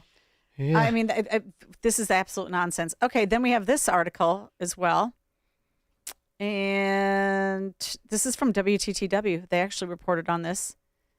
A teen CPD employee goose-stepped across a high school stage wearing a Nazi uniform. A teen employee of the Chicago Police Department resigned under fire after they wore a Nazi uniform at their high school and goose-stepped across the stage while performing a Sieg Heil salute, according to a report released Wednesday by the city's watchdog. This just came out this week. Well, the uniform march and salute created the impression that the individual was evoking Nazi Germany, bringing discredit to the police department, according to the first quarterly report released by the Inspector General. So David what do you Glockner. think the point of this was? Like this person was calling the police Nazis? Yeah, I don't know either. I don't understand that, but I mean, you go from one extreme to actually, why is it the police department calling this out? Why is the school not saying, taking them off the stage? Right. Forget it. Of course. Yeah. It's baffling. That's your big moment to shine, and that's what you decide on. I don't even understand the protest. I wish the kid could explain it. Yeah, well, there's a lot of bizarre stuff going on in education. Here's another one, because, of course, the big problem now is with artificial intelligence, who's cheating and who's not. So this one caught my eye. Brown professor switched to take-home exams after a mass shooting and discovered mass cheating. And he says, humanity has chosen to become idiots. When Brown professor Robert Serrano changed the format of his midterm exam last spring, he was thinking about his students' mental health, not academic fraud. 2 of them had been shot, including Ella Cook, a young woman who had sat in his office just days before the December 13 massacre at Brown University, and asked him to be her academic advisor. We had a nice conversation, Serrano recalled in the interview with Fortune. She was a wonderful young woman, full of energy, full of ideas. Imagine my shock when a few days after that conversation took place, they released the names of the 2 mortal victims, and I saw one of them was her. In that grief, Serrano made a decision he had never made in his 34-year career at Brown and gave his Econ 1170 class an advanced undergraduate course in mathematical economics. You probably took that class. I did, I believe. Yeah. I probably barely passed it at West Point because anyway. A take-home closed book midterm. He wanted to remove the stress of sitting in a classroom on campus where he says quite a few students were still too traumatized to set foot. Okay. Of the 86 students who took the March 5th exam, 40 scored a perfect 100.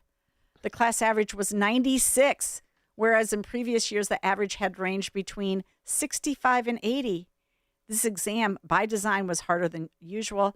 The beauty of take-home exams used to be that we professors were able to challenge the students a little more just to push them to a higher level. Serrano said the fact that this was a harder exam and this distribution made it absolutely clear that something very unusual had happened.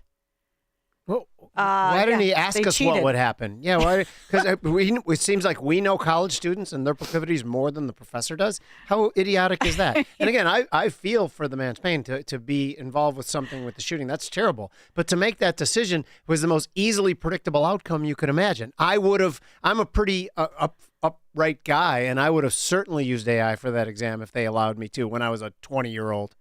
Well, I mean, Serrano went on. He's like, why are you showing up? Why are you at university if you refuse to put in the necessary effort? If all you're doing is just pressing a button to have this machine do the work for you, then you think you need a Brown degree for that?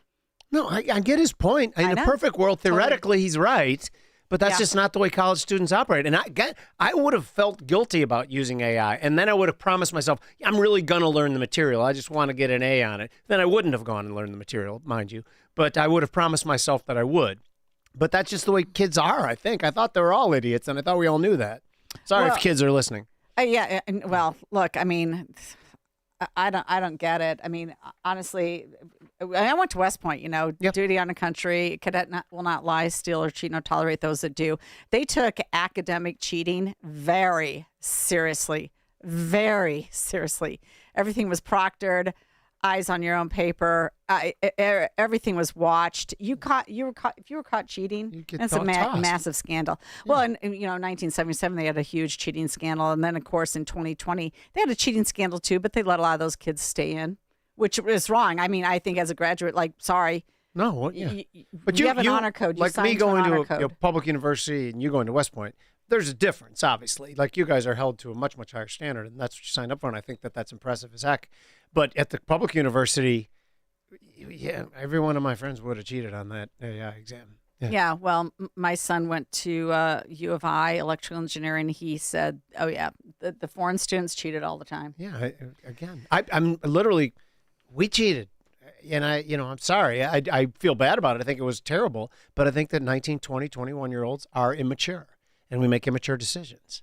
Yeah. Well, they're just getting dumbed down by AI. So apparently, this is from Wall Street Apes. They put out this post on X. University of Chicago is attempting to stop students from relying on artificial intelligence. Quote, as part of a broader strategy to curb AI usage, the University of Chicago Law School is banning first-year students from using phones and laptops in the classroom. The school says it's to, quote, ensure students actually learn to think critically, strategically, and independently without relying on AI, end quote. No, but see, they're missing a point, though, because AI is a really powerful tool, right? Mm-hmm. So instead, they're like vilifying it and acting like it's a sophisticated means for cheating instead of using it as a tool. So I agree that there should be plenty. What they really should do is incorporate AI and then have discussions breaking it down, trying to figure out what AI is helping with and what they're not. Well, we've been trying to effort getting Erica Donalds on. She's the wife of Byron Donalds. I don't know that we have her yet still, so we'll take this phone call from Harry in Hawthorne Woods. Harry, welcome to the program. Hi, I moved to the Villages quite a while back in Florida. Oh, okay. But from Hawthorne Woods. But anyway, I wanted to say there's college is very competitive in terms of wanting to get into postgraduate programs like med school and law school. If they didn't cheat, they'd end up looking like they were at the bottom. Everybody else was getting A's and they were getting a C or something like that on a difficult exam. If they didn't cheat, they would have had to be crazy, because that would diminish their chances of their goals. So that's a great point. It's crazy not to cheat at that point. Yeah, because if you believe everybody else is, you're at a competitive disadvantage if you do not. And yeah, I get what you're saying completely, 100%. Yeah. Yeah, well, I mean, good point, Harry. Not that it's the right thing to do. No. It's the essential thing to do at that point in your career. Game theory. Yeah. Yeah. All right. Thanks a lot. Yeah, game theory. Thanks a lot, Harry. Appreciate the phone call. Phone number here is 312-642-5600. That is the Alpha Wealth Group answer line. We'll take your texts and your calls on that. Do you use AI to help prep you for interviews and things? Actually, I don't. You don't? I don't use AI. Oh, I think you're missing I know a I trick. should. No, I know I should use AI, but By the way, you can sign up for my newsletters. They come out once a week on a Sunday. Breakthrough-ideas.com. And I write that all myself. And hold on, you don't even use AI to edit it? I don't, and I probably should. It probably would be better. And sometimes my assistant, when she's putting it into the actual email program, she will use AI to improve me. Yeah. I appreciate that, but the thoughts are my thoughts. The style is my style. No, I'm not talking about altering your style at all. Yeah. I'm just talking about I use AI to just clean off the rough edges. And if I call my attention, I'm lazy. Sometimes AI will say that sentence doesn't work really well. What are you getting at? And then I'll rewrite the sentence. I don't. If AI writes a paper for me, it sounds like the world's smartest sixth grader. There's no soul in it at all. There's no anything. But if you use it to help, I find it very valuable. I think it cuts my writing time in half. I mean, I agree. It's just like, though, I actually I want to make sure all my thoughts are out there and all the stuff that I have is combined, and so. All right. Well, we're going to take a break right now. We'll be right back. You're listening to Jeannie and Jim sitting in for Dan Proft. Hear about the big stories of the day, then talk about them right here on Chicago's Morning Answer on AM 560. The Answer. Making the switch to a new communications and IT company may seem like a big ordeal, but if you're not getting the reliable support, consistent internet, and secure solutions your company needs, meet Access One, your local Chicagoland IT experts. Access One has been powering Chicago businesses with secure, reliable IT solutions for over 30 years from our headquarters right here in the West Loop. Whether it's VoIP phones, dedicated internet, managed cybersecurity, cloud backups, or 24/7 support, Access One is here for you. Serving thousands of companies from Naperville to the North Shore, Access One is Chicago-owned and Chicago-run, a trusted IT partner for law firms, clinics, tech startups to manufacturers. We'll make the switch easier than you think. Let's talk. Call 800-804-8333 or visit accessoneInc.com. Rated top 5% in customer satisfaction and a Better Business Bureau A+ rated business. That's accessoneInc.com. Tech made personal, locally. Have you been watching gold and silver lately? Hard to ignore. Back in January of 2025, silver was under $30 an ounce, and now it's more than doubled. Again. Not bad, right? Some experts say this bull market is just getting started. Others say it's a good time to take some money off the table. Either way, whether you're buying or selling, Fox Valley Coins in Naperville is the place to go. They stock large quantities of all the major bullion coins and bars. And here's what sets them apart. Unlike places that only pay melt value, Fox Valley Coins pays more for high-grade coins and scarcer dates. That's real money left in your pocket. They also buy scrap sterling flatware, jewelry, silver-plated items, and old proof sets. And they specialize in U.S. and foreign collector and investment coins and currency, both buying and selling. Fox Valley Coins, one light north of I-88 on Route 59 at Ferry Road in Naperville. Family-owned with integrity since 1981.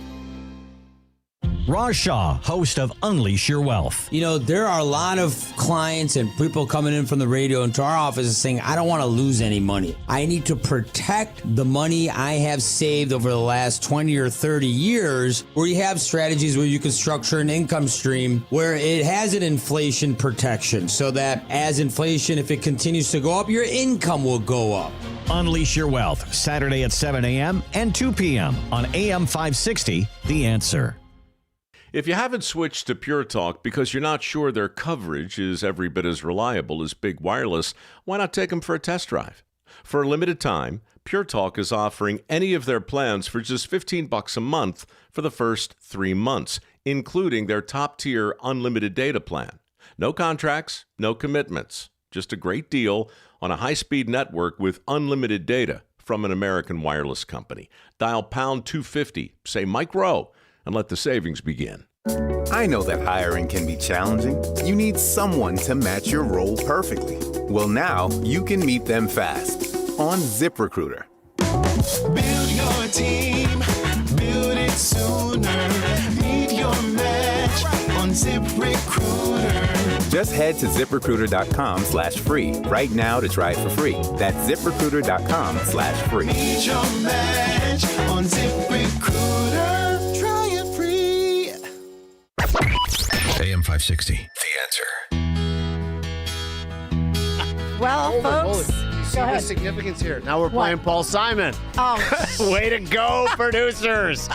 See, this makes you happy, doesn't it? I'll sing along if you want. I kind of like to rock the Casbah, but you know, whatever. I like them both. Can't we like them both? We can like them both. Okay, this is very mellow. Fantastic. Though. No, it's not I'm mellow. going to sleep now because I've been up since like 3:45. We're gonna have to disagree. This is gonna be a sticking point. Oh, jeepers! Absolutely. Well, okay. Erica Donald's got held up at the airport, so we won't be able to talk to her. But we've got other stuff to cover, and this is a big story. And people, honestly, more media attention on this, not less, folks. More media attention. That's State Rep Carol Ammons and her husband indicted for fraud and conspiracy to obstruct justice and lying to the FBI. And this is a big deal, a huge deal.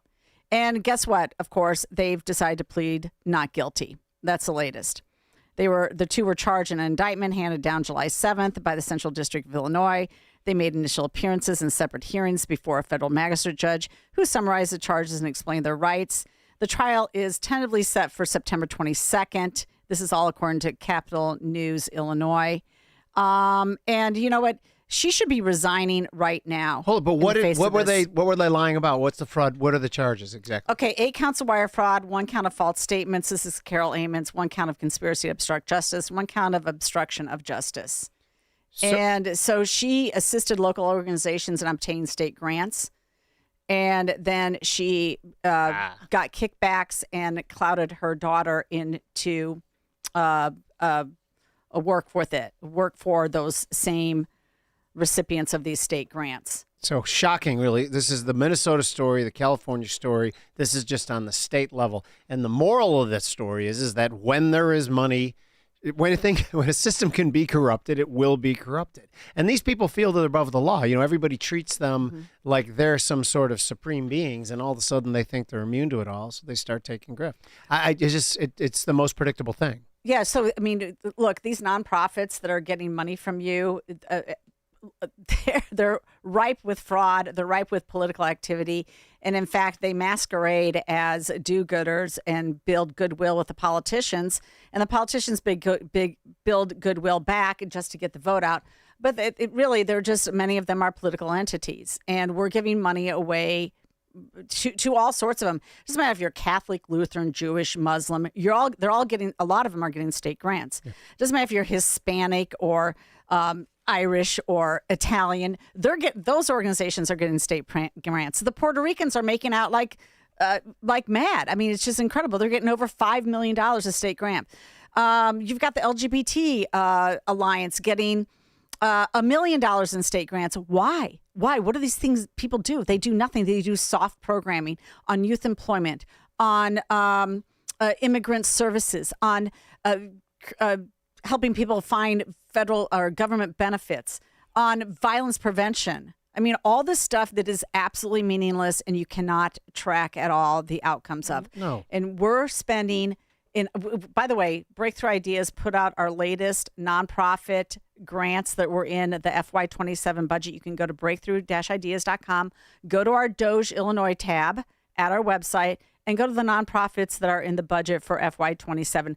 Over $768 million on 1,100 different grant lines in the budget. That's your money going out the door to nonprofits, to chambers of commerce. For heaven's sake, their membership needs to fund them. We don't need to fund them.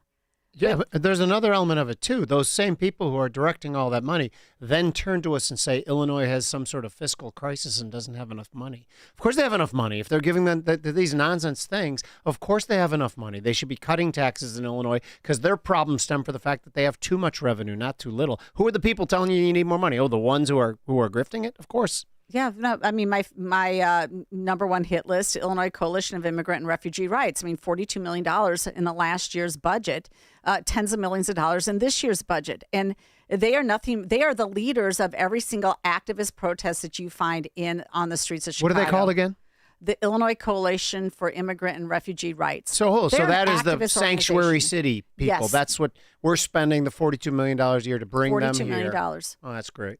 Of your money sent to them last year's budget. So, look, Carol Ammons, she's the poster child. She's just the start. She should just be the start. of all of this stuff. And by the way, she's the most racist. Well, I don't know. I can't quite say that. There's a couple other race baiters in the Illinois legislature, but she actually came up with the idea that you can have race-based higher education funding, and blacks are worth $6,000 in additional funding. Hispanics worth $4,000 in additional funding. If you're a rural kid, you're worth $2,000 in additional funding. And stack it all. If you're a black rural kid, that's $8,000 more in additional funding that higher education organizations should receive because of that. I mean, she's such a racist. And speaking of that, oh, well, we don't have time for it. We'll be right back. Got so much more to cover. You're listening to WIND Chicago. Hitting Iran even harder. I'm Dave Anthony, Fox News. That's what the U.S. did on a sixth consecutive night of bombing. Central Command says they hit military targets from air defense to infrastructure. Iran State TV says bridges were taken out. Fox's Peter Ducey reports. The war planners here at the White House are trying something different. They started bombing overnight roads and bridges around Bandar Abbas. The U.S. is trying to take out these bridges and roads, hoping to isolate the IRGC so they cannot resupply their people near Bandar Abbas, which is the key to controlling the Strait of Hormuz. Iran trying to control that shipping waterway and has retaliated again today, launching missiles and drones at Gulf countries with U.S. bases, including Kuwait, where a power plant and water desalination facility were hit, causing widespread damage. China is denying it interfered in U.S. elections, especially in 2020, like President Trump claimed in an address last night. 18 states have been bought, stolen, or hacked by China. Fox's Aisha Hosni reports. He has announced that he's declassifying a trove of documents that he claims reveals vulnerabilities in our election system. Those documents are now posted on the White House website. He's alleging that China hacked and gathered voter information on some 200 million Americans over a number of years. Democratic Senate Leader Chuck Schumer called the Trump speech a pathetic attempt to deny the president lost the 2020 election. 2 people are now dead in the Texas flooding disaster caused by more than 2 feet of rain this week, sending rivers and creeks overflowing in communities including Uvalde. Water rushing through all of the main roads in that town. Everything shut, businesses and homes being inundated. First responders moving as fast as they could to get evacuations going and rescues. Over 200 people rescued in the past several days across the region. Fox Weather's Robert Ray in San Antonio. America's listening to Fox News. 7:02 in Chicago. It's hard to see out there. Lots of haze. Smoke pouring into the area this morning from the Canadian wildfires. Will top out near 90 degrees and poor air quality today. A 16-year-old boy was wounded in a shooting in Plainfield late last night. Police responded to the 24,000 block of West Main, where a 16-year-old was shot in a car and initially drove himself to Plainfield Fire. He was then transported to an area hospital. The victim's condition was not immediately known. Chicago's air quality is at an all-time low. Data from IQ Air shows air quality in Chicago yesterday may have been the worst in the world. Make sure that summer camp is having an indoor plan and bringing their kids inside. For our most vulnerable, make sure that they're able to stay inside and be able to reduce the amount of exposure that they have to this current weather. Chicago Commissioner of Public Health Dr. Gareth Walker says an air quality alert remains in effect. 1 person is dead, 3 others wounded after a shooting on Chicago's South Side. It happened last night in the 5100 block of South Calumet Avenue. A Central Illinois lawmaker and her husband are pleading not guilty to federal charges. Progressive Democrat State Rep Carol Ammons and her husband, Champaign County Clerk Aaron Ammons, were indicted earlier this month on charges of wire fraud and conspiracy to obstruct justice. I respectfully ask for patience. My legislative record is clear and it speaks for itself. I maintain that these allegations are not true. The allegations include directing state grant money to her daughter, taking kickbacks on bogus campaign expenses, and directly lying to the FBI. Apparently, the Democrat, according to prosecutors, devised a scheme to defraud the state, taxpayers and donors to her campaign from 2017 through 2025. Chicago sports, Cubs and Twins at Wrigley tonight. White Sox open a set in Toronto. Bulls got crushed by the Lakers in NBA Summer League action. Jackson Suber sits on top of the leaderboard as they begin round 2 at Royal Birkdale. This morning, Suber is 565. The news, a service of Woodland Windows and Doors. See Marvin products in their beautiful showroom at the corner of Lake and Gary and Roselle. Or visit woodlandwindows.com for a free in-home expert consultation. A check of the roads in 2 minutes on AM 560. Scott Jennings sees a little common sense coming from the court. The court upheld laws in Idaho and West Virginia that restrict boys from competing on girls' and women's sports teams, ruling that the bans are consistent with both Title IX and the U.S. Constitution. It's common sense, boys competing against boys and girls against girls. The Scott Jennings Show, weekdays at noon, right before Hugh Hewitt at 2 on AM 560. The Answer. If you haven't switched to Pure Talk because you're not sure their coverage is every bit as reliable as Big Wireless, why not take them for a test drive? For a limited time, Pure Talk is offering any of their plans for just $15 a month for the first 3 months, including their top-tier unlimited data plan. No contracts, no commitments, just a great deal on a high-speed network with unlimited data from an American wireless company. Dial pound 250, say Mike Rowe, and let the savings begin. I'm David Ortiz. When I lost my mom, she was only 46, and I lost my dad to cancer. It was the worst pain I ever felt. It made me think, what will happen with the people I love when my time is up? That's why I have life insurance. Ethos makes it easy. It's all online, take about 10 minutes, and you can get up to $3 million in coverage.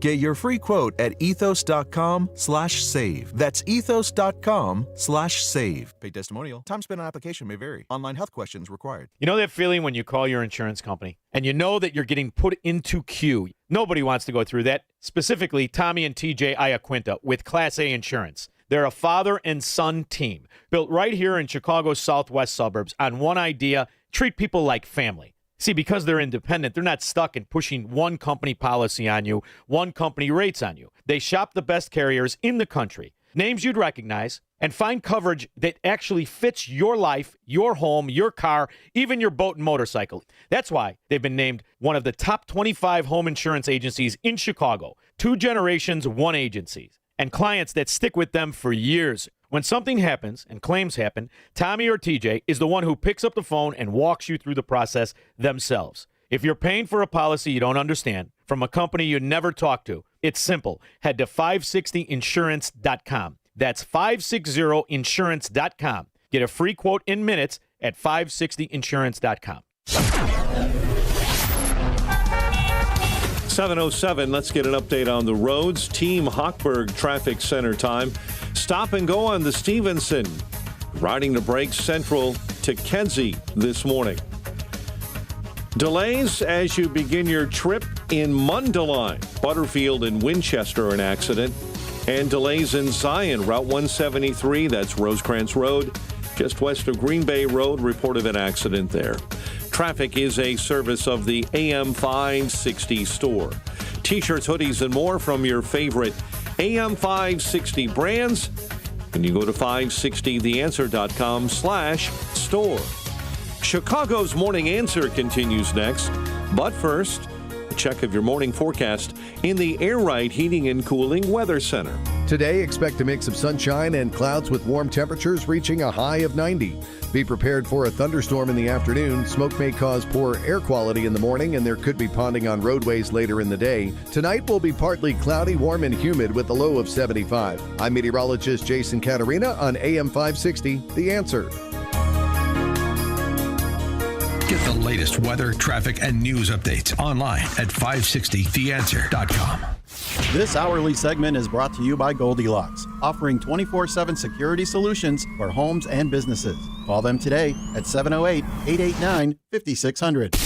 Now, from the Signature Bank Studios, This is Chicago's Morning Answer with Dan Proft on AM 560. The Answer.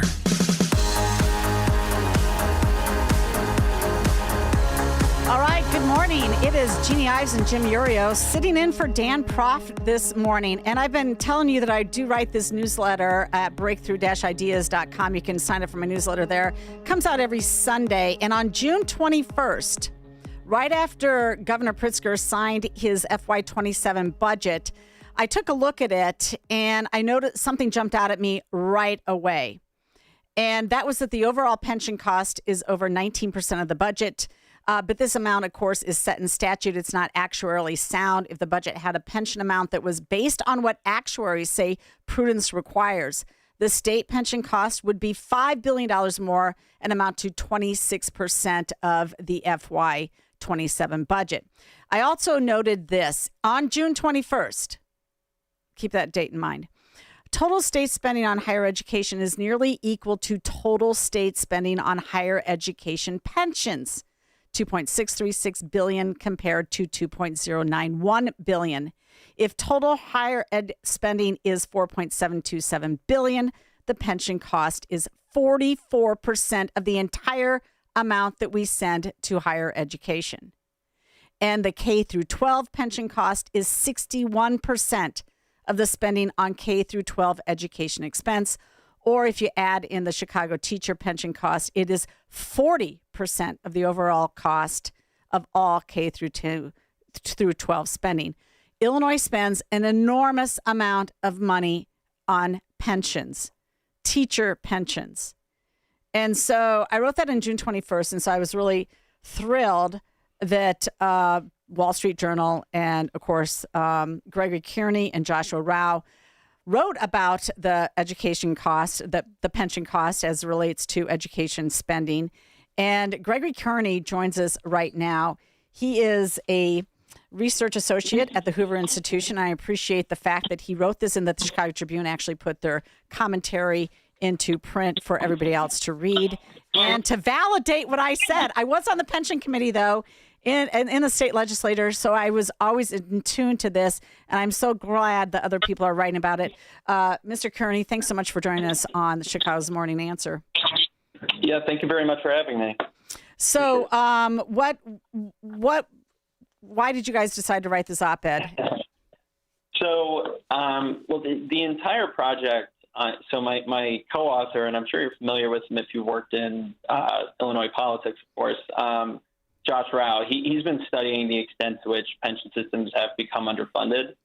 And so, you know, on the education side, we both kind of put our heads together. We knew a lot of states and school districts were increasing their pension contributions. And so we wanted to see how that changed over time, right? So we collected a ton of data over the last 2 years and mapped it to the school districts. And Illinois just really stuck out. I'm not surprised. To be fair, my home state isn't much better. I'm from New Jersey. So, so New Jersey, California, but Illinois definitely stuck out. So, so it just felt necessary to write about. I mean, so just to put for your audience, just to put it in perspective, across the country, contributions are now comprising about 2 percentage points more for covered employee spending. So that 2 percentage points is about, since 2015 to 2023. But that 2 percentage points translates to billions of dollars. And in Illinois, that has increased by about 6 percentage points during that period. And to put it in perspective, if Illinois managed to keep their same pension share from 2015, which was about 15%, today that would have freed up about $1.7 billion for other forms of spending. For a state that's, that now is just going toward the pension system. It could have, bought classroom resources, new teachers, school aids, all sorts of things. And instead, it's just going right now to the retirement system. So I don't know how familiar you are with the history of it in our great state of Illinois, but Michael Madigan, when he took over years and years ago, his grand plan was that we'd have this rich public pension state, and then our middle class would be comprised of these pensioners. And what he's really happened is the middle class of Scottsdale, Arizona has become because that's where all our pensions go. But the question then is, you look at it and how does it end? How can we break the cycle, or are we going towards a state bankruptcy a la Arkansas 1933? It's funny. For the last 3 days, I've been thinking really hard about this. Like, what could actually be done, right? I mean, the Illinois Policy Institute has done great work on this stuff, and they make some really good points about putting new employees into 401k plans, trying to change the state constitution. Although I do think that would come up to Supreme Court challenges. And so I don't. And buyouts, unfortunately, they've saved the state. It sounds like $1 to $2 billion, but not really cracking that $80-something billion as it relates to the unfunded pension liabilities in education. So unfortunately, I'm a little worried that, and it's not just Illinois on this point. I just think some states are heading toward a situation where, they're underfunding their pension payments by $5 billion this year. So it's only going to get worse. Like, what happens in a period if we have like another 2008 type moment? You're saying we're going over the cliff. We're sailing too close to the waterfall, right? And we're going over the cliff. Is that accurate? Yeah. I'm not. I'm not one to make predictions. Who knows? In the next 10 years, the market could go on an absurd run and completely solve the problem, and I look like a fool. But I do worry that because and I'm sure you guys know these numbers. Like Illinois, the outmigration trends have not been great. And I think, the Illinois Policy Institute just came out with a study where like $6 billion, of income left the state in 2023. And most of those people are going to low tax states. And so I don't know if raising taxes is going to solve it, because it sounds like it's just going to erode the tax base further. Right. So I don't know. I'm worried. Yeah, I'm worried. I'll even add with the immigration statistics is that the money is leaving the state of Illinois, but the actual foot traffic has been muted because we get so many immigrants and refugees. Yeah. So this is absolutely unsolvable problem unless we just declare bankruptcy and move along. And by the way, so I know that it's been done once before, and it was that states can't declare bankruptcy, but that's not true, correct?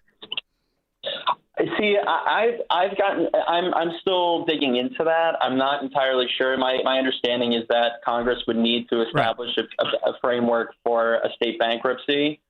So I have to do a little more work. We're writing something up on that to try to project what that might look like. But my understanding is at present that the conventional knowledge is that you would need to have some sort of framework put in place by Congress before doing that. That's my understanding as well. Yeah. Well, I'll tell you what, I was there in 2013 where they came up with this grand idea that they were going to finally challenge the pension system and see if they could reform pension systems. I actually questioned Mike Madigan as a freshman legislator on the House floor about this. He had no analysis to back it up. This was all just a charade because he knew that he would buy time for the judicial system to determine that whatever pension scheme they came up with SB1, at that time it was SB1 in 2013, passed in December, of course, in a special session. He knew it would take 18 months for the courts to come back and say, oh, that's unconstitutional because we have this pension protection law that is really, it's a suicide pact with the taxpayers. And so he knew that. And so then nothing was done. And then Tier 2 continues on. And I mean, you write about this safe harbor standard that keeps Illinois teachers out of Social Security. Well, first of all, they changed that at the federal level, saying that now you can have your Social Security and your pensions. So there should not be any more discussion about not meeting the safe harbor requirements. On top of it, they should not universally change Tier 2 for safe harbors with Social Security. That should be on an individualized basis because, if anything, it's the wealthier, more the administrators that aren't meeting the safe harbor standards. Who cares about them? They're making $7-8 million pensions. Does people not know that? $7-8 million pensions. The average teacher is sitting on a $2 million pensions. They don't even understand that. And people are getting ripped off. The teachers who leave before 10 years, when they're vested, they get nothing but their contributions back. This whole system is a freaking scam. And like I and other legislators, but I specifically, we have the solution. They all need a 401k. And it's Yeah. completely constitutional. New hires need to be put in a 401k. I don't understand why we keep on not doing what needs to be done. Yeah, I think the funny thing is too is the more, I mean, again, I try to talk to people about this issue, and I don't think, maybe I'm wrong, but a lot of people I talk to don't understand just how rich the benefits are and just how much they're costing. Ginormous. And so, yeah, and it's like, you know, you look at a state like, and a lot of people, understandably, they tie the aggregate spending figures that they see in education to student outcomes. And they think that, you know, I mean, you just saw Gavin Newsom the other day, and I'm speaking from California, so this is, you know, but sure.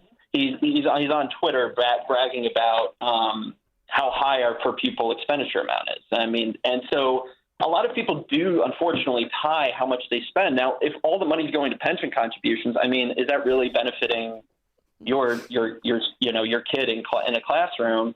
Meanwhile, you have a state like Mississippi spending $32 per pupil per year, and they've become one of the best public school systems in the country. Like, you don't need to spend that much money. Anyway, my point being, I think people just have a misunderstanding about, you know, like, oh, we need these high, these education spending figures. They don't recognize that most of it in a lot of the states that are distressed, like Illinois, California, New Jersey, like, a lot of it's just going to pay down unfunded liabilities, or just even, tread water, if that. And it's not serving the state or the students particularly well. Well, and it's not just K through 12. Again, it's higher education. I think we need to focus on that a little bit too, because the higher education people here, they keep crying how poor they are. They don't have any money. This is from the State Higher Education Executive Officers Report. They put out these financial reports every couple of years. They do deep dives into the finances. And every year, every time for the past, 6 reports, Illinois, number one in the amount of money that the state provides to higher education per full-time equivalent. They always have to put an asterisk on it and say, however, 40 to 50% of this money goes only to pensions. But that's the problem here. We're spending too much on pensions and not on real education, which is why we still have in-state tuition at some of the highest in all of our conferences when you look across, every level, tier, Division 1 through 3 schools. Yeah. Well, I'm curious, you're on the ground, you've been in these debates. Do you see a path where, Illinoisans get sick and tired of this and want to do something? No, because I don't see a path. I absolutely don't see a path. And then the Wall Street Journal coming out here, touting Miss Mendoza, a Democrat, as somebody who's financially responsible. If the stock market gets a cold, Miss Mendoza, a Democrat, said in a recent interview with the Financial Times, I don't even know that we'll survive with pneumonia. You might say the Chicago pension funds currently have the equivalent of walking pneumonia, sick but not yet on ventilator. Nobody should listen to Mendoza. She sat there for 10 years during the Blagojevich years and voted for pension bonds that are still not paid off. Yeah.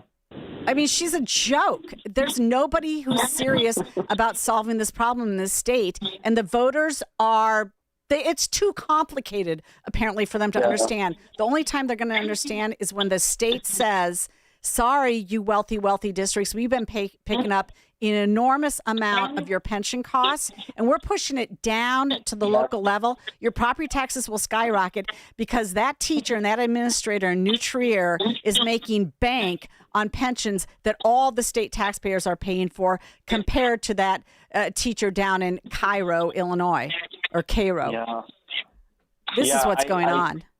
Yeah, it just seems, because that is inevitably what happened in California, was that they just pushed a lot of this down onto the districts. It created a whole series of new taxes for California taxpayers, and they're actually trying to make them. It was supposed to be temporary, and now they're trying to make them permanent. Temporary. Yeah, exactly. There's nothing more permanent than a temporary tax. Amen. That's what's going to happen here. Yes. Yeah. No, but Gregory, I have a question too, because for 10 years since the financial crisis, essentially, I've had the theory that the state government of Illinois and the city government of Chicago, they don't care. They almost want to run it in the ground because they believe that there's a federal bailout waiting in the wings. And I believe the Illinois bond market has reflected that for quite some time. Do you believe that? It really, I mean, there are a series of factors that it would require, right? So I think that, like, let's suppose that there's a financial crisis and this, necessarily increases the amount that the state government would owe to the pension system. It could reach a point where it's just completely infeasible for the state government to make any sort of minimum payment, in which case you could see, using the financial crisis of the moment, that a state government would go to the federal government and say, look, it's not our fault, even though this is a problem generated. Even though we built our house of straw. Right? All comes back to the pigs. Right. Exactly. And so, you could have a situation like that. Now, it depends. It really depends who's president, what's the makeup of Congress. But let's suppose you have a President AOC or President Bernie Sanders. I could see there being a bailout. And the problem with that, too, is that I don't think it would just be Illinois. I think, why should even a state with a lower, debt toll, just allow a bailout to happen for Illinois and they don't get bailed out? Your taxpayers are paying for that bailout. Why shouldn't your taxpayers also get bailed out to whatever extent their pension systems are underfunded? And so you could have this huge rush of states looking to get bailed out in that moment, in which case, it could be a nightmare. Speaking of nightmares, you said President Sanders or President AOC. I won't be able to sleep for a week because of that. I hope you're happy. Well, Gregory, we have precedents for this, actually, because at the very beginning of COVID, don't forget, our Senate President Don Harmon went to the federal government and literally hat in hand said, oh, please give us $42 billion. We need 40. That was all to bail out the pension systems. They did this. They thought they had an opportunity here to get money from the federal government. They took it.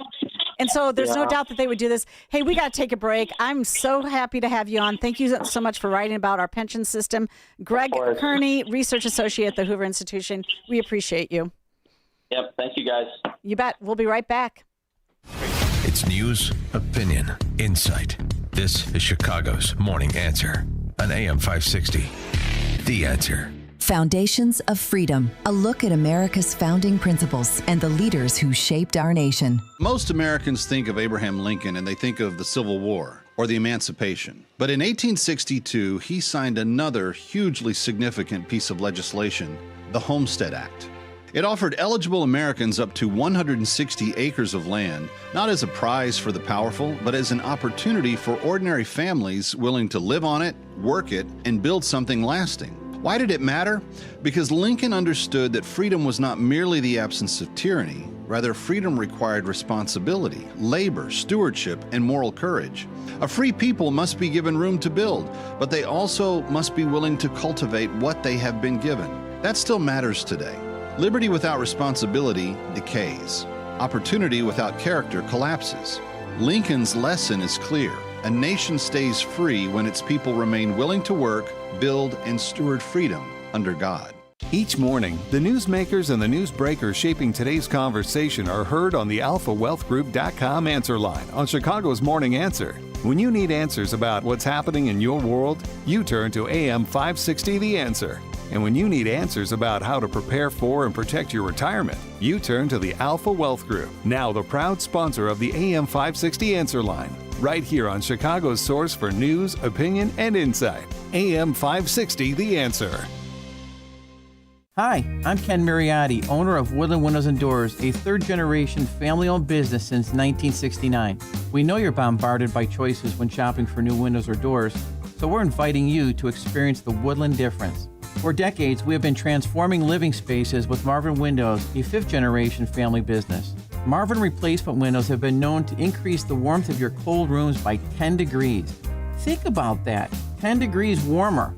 When you welcome Woodland into your home, you will get a product expert to transform your living spaces, full-time, dedicated professional installers that you can trust in your home, along with the best products like Marvin.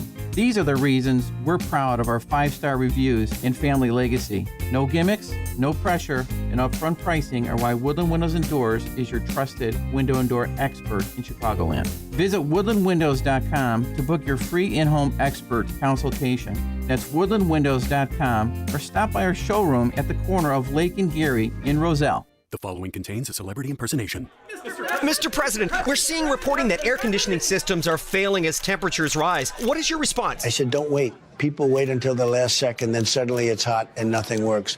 I understand this stuff, probably better than anybody. Mr. President, why hasn't the White House issued any guidance? I gave perfect guidance. Call Air Right Heating and Cooling. That's the guidance. If people followed it, we wouldn't even be talking about this.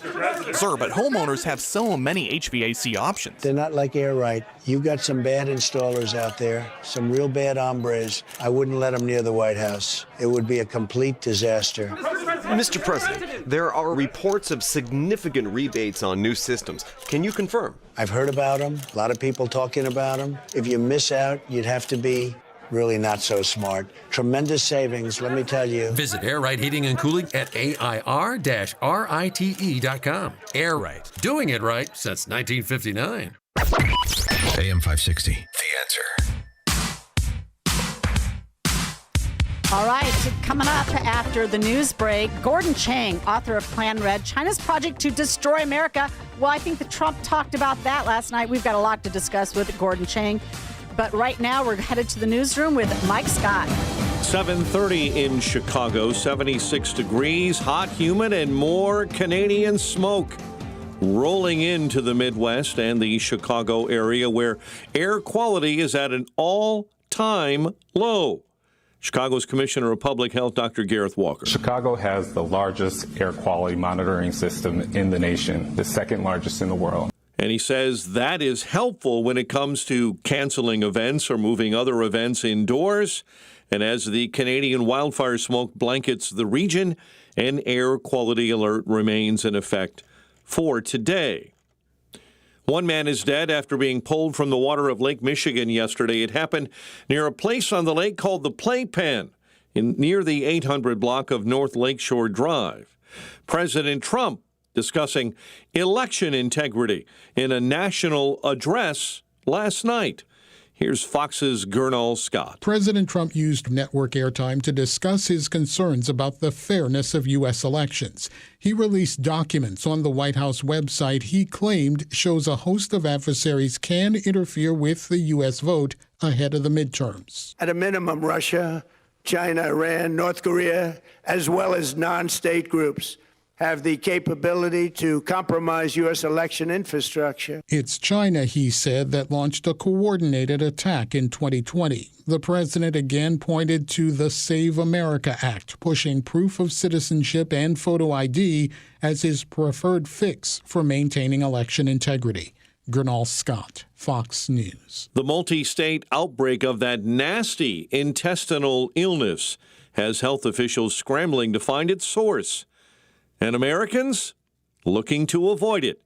Here's AM 560's Mark Mayfield. The CDC says while there have been thousands of confirmed cases of the illness called cyclosporiasis in 34 states, there are cluster cases in 4 states. They include Michigan, Ohio, West Virginia, and Kentucky. Officials suspect the parasitic infection is being caused by food or produce items. The CDC says heating food to 158 degrees or higher kills the parasite, but if you must eat fruits and vegetables, the agency advises thoroughly rinsing them under running water before eating, cutting, or cooking. I'm Mark Mayfield. Iran says its drones have attacked U.S. military targets in Bahrain. Today's claim has not been confirmed either by Bahrain or by the United States.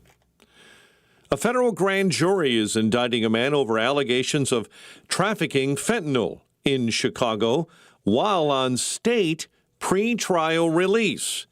Prosecutors say Rashon Raspberry sold 52 grams of fentanyl to an undercover federal law enforcement agent in May.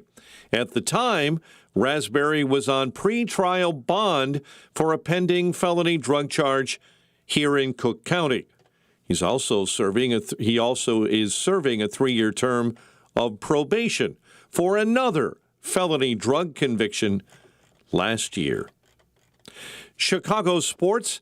Cubs back on the diamond tonight, taking on the Twins at Wrigley, while the White Sox return to action tonight, opening a 3-game set in Toronto. The news is a service of the daily podcast of Chicago's Morning Answer and the Sean Thompson Show. Subscribe free at 560theanswer.com/podcast. We'll have a check of the roads in 2 minutes on AM 560. Sean Fest returns on August 28th at the Westin Chicago Northwest in Itasca. Be a part of a live, on-location broadcast of The Sean Thompson Show, including a performance of the national anthem, followed by live music, food, drinks, and an opportunity to meet Sean Thompson. Registration is free. Go to 560theanswer.com/SeanFest. That's 560theanswer.com/SHAUN Fest. Sponsored in part by LeavingIL.com and by Unique Wooden Flags. Have you been watching gold and silver lately? Hard to ignore. Back in January of 2025, silver was under $30 an ounce, and now it's more than doubled. Again. Not bad, right? Some experts say this bull market is just getting started. Others say it's a good time to take some money off the table. Either way, whether you're buying or selling, Fox Valley Coins in Naperville is the place to go. They stock large quantities of all the major bullion coins and bars. And here's what sets them apart. Unlike places that only pay melt value, Fox Valley Coins pays more for high-grade coins and scarcer dates. That's real money left in your pocket. They also buy scrap sterling flatware, jewelry, silver-plated items, and old proof sets. And they specialize in U.S. and foreign collector and investment coins and currency, both buying and selling. Fox Valley Coins, 1 light north of I-88 on Route 59 at Ferry Road in Naperville. Family owned with integrity since 1981. Maybe you've thought about taking a cruise. Maybe you've even talked yourself out of it. But this is not just another vacation. This is the Gulf of America cruise. 7 days through the Caribbean with Mike Gallagher, Scott Jennings, Larry O'Connor, Jennifer Horn, and a ship full of people who love this country. No packing and unpacking, no complicated planning, just great destinations, meaningful conversations, and a once-in-a-generation celebration of America's 250th. This November, be there. Text CRUISE to 94878 to book your cabin today. Welcome back to Ask Hassellus. This is the Sheriff's Office. We have a report of missing employees at Hassellus Mattress. Yes, Hassellus Mattress showrooms are employee-free. You're confessing? That's how we keep our prices way low. And through Monday, trade in your old mattress and take $248 off a queen and $348 off a king. Sounds suspicious. Free next day delivery, too. Dispatch, I need a police escort for a Hassellus Mattress delivery truck to my house. Find an employee-free showroom near you at Hassellus.com. Think O'Reilly Auto Parts for all your car care needs. Get the parts and service you need fast from the professional parts people at O'Reilly Auto Parts. Team Hochberg traffic center time in Chicago at 7:36. Mundelein, they've cleared an accident, Butterfield and Winchester. Zion, Route 173 west of Green Bay Road. Report of an accident there. Carroll Stream, County Farm, and Woodhill Drive. An accident. And we're going to tell you about this just in case folks on I-80 are headed out of Illinois towards Iowa, places west. There is an accident with a left lane block in Bureau County. That's out near Starved Rock. There's a semi into the embankment. It's a tragedy. The semi has spilled a load of popsicles. For real, on one of the hottest days of the year. Checking the interior expressways, Eisenhower inbound between St. Charles and the Tri-State. We've got delays, and things are slow on the Stevenson inbound between Cicero and Kedzie. Traffic, a service of ExpressPros.com. Your logistics business moves fast. Is your team keeping up? Express helps you hire smarter and stay productive. Visit ExpressPros.com for an office near you. Express Employment Professionals, respecting people, impacting business. Chicago's Morning Answer continues next. Now a check of your morning forecast in the Air Right Heating and Cooling Weather Center. A hot, smoky day ahead. Could be an afternoon thunderstorm. We'll keep our eyes open with a high near 90. Get the latest weather, traffic, and news updates online at 560theanswer.com. This hourly segment brought to you by Unleash Your Wealth with Raj Shah and Rick Borick this Saturday at 7 a.m. and 2 p.m. Learn more at scwealthadvisors.com. Now, from the Signature Bank Studios. Only the biggest stories, only the biggest guests, and only the biggest opinions. This is AM 560, The Answer. All right. right, it's Jeannie Ives and Jim Urio trying to fill in for Dan this morning. Don't listen to us at 1.5 speed because both Jim and I are kind of talk fast. I'm trying to slow it down a little bit, but when you get worked up, you just go. You know? We have so much information we want to convey. Switch. It was a big night last night. Trump giving his speech about doing big things and setting the country correctly. And of course, the biggest news coming out of that is that China's meddling in our elections. Here's more on that speech about China. As the documents we are releasing show, CIA reporting explicitly stated, and I quote, in mid-2018, the Chinese Communist Party's policy was to leverage all domestic and foreign elements that were opposed to the U.S. president in an effort to reduce the U.S. president's votes and make him resign or prevent his re-election. Isn't that nice? Also, in mid-2018, China was working to influence the results of the U.S. midterm elections and later the results of the 2020 presidential election itself. Separately, in mid-2019, the Chinese government's strategy against the United States was focused on undermining domestic confidence in the U.S. president. They wanted to just make you sound like your president wasn't so hot, when actually your president has done a great job, and they did everything possible to do exactly that. Going on, this document says, and this is by the CIA, the strategy included efforts to use Chinese contacts with big U.S. companies to influence U.S. business leaders to turn against the President of the United States of America. The Chinese government sought to identify U.S. journalists who had reported negatively on the U.S. president and pay them large sums of money to write more negative articles about him, as many as they could, and they didn't care what they said. Well, there's nobody better to discuss this topic than Gordon Chang. You can follow him at Gordon G. Chang. He's the author of Plan Red, China's project to destroy America. And based on what Trump said last night, it certainly sounds like they had a plan to try to destroy America. Gordon, thank you so much for joining us today. What is your first remarks about Trump's speech last night? Trump's speech, Jeannie, was extremely important because we haven't heard an American president talk like this since Eisenhower about China. And it really marks, I think, a departure in American policy. Remember, President Trump went to Beijing in May. Xi Jinping sought to humiliate our president in a number of different ways. Trump just let it roll off his back.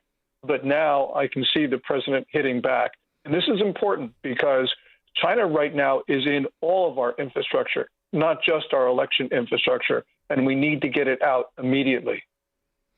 So it feels like this might be a turning point in our relationship with China. I mean, he has sort of treated them a little bit with kid gloves, other than the sort of tariff dispute that he had at the very beginning of his second term. But, I mean, based on what we just heard last night, and I have not looked at the documents, I mean, we should almost be at war with China. Well, China is at war with us. They have a different concept of conflict. They call it unrestricted warfare, and it means that they can do anything.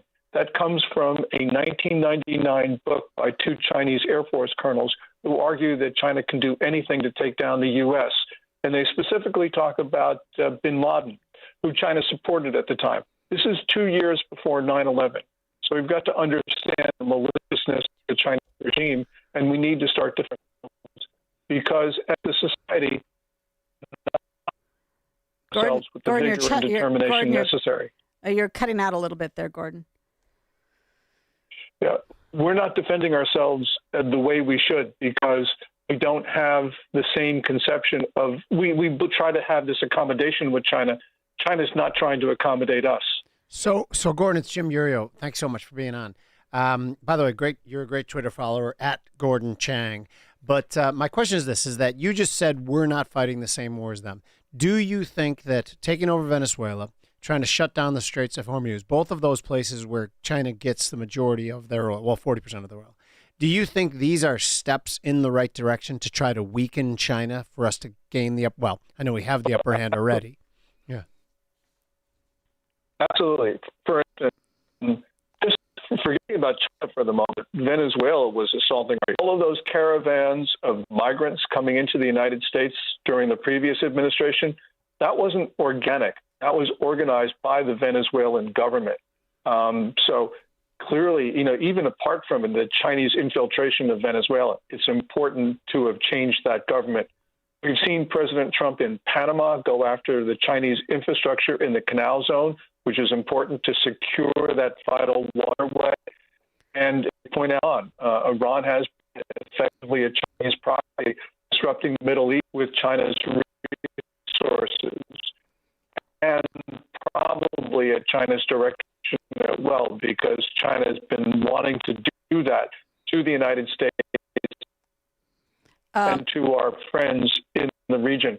So President Trump has been doing that, and that's good. But we've got a lot of Chinese infiltration in our society. Yeah, definitely. Oh, for sure. I mean, for me, example number one is the Goshen plant in Mantino's, Illinois, and I appreciate your advocacy for helping us get rid of that plant, shutting it down. The latest news from there, and I'd love your comment on this, is that Richardson Electronics out of LaFox, Illinois, has joined with Goshen, partnering with Goshen to now build these grid-scale batteries and also batteries that will go into data centers. Now, everybody should be concerned about it, because if Goshen, a Chinese entity, which, by the way, they want to deny that, but Energy Storage News put this out when this announcement with Richardson Electronics went forward. They put out they flat out said that,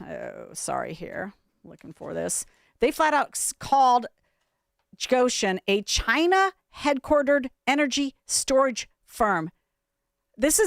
So Goshen is a Chinese company, and they should not be involved in building any of our infrastructure, critical infrastructure that is related to data centers, that is related to our energy grid whatsoever. And yet you have American companies partnering with them. I think this should be entirely shut down, and we shouldn't be doing anything with the Chinese government that's internal here for manufacturing.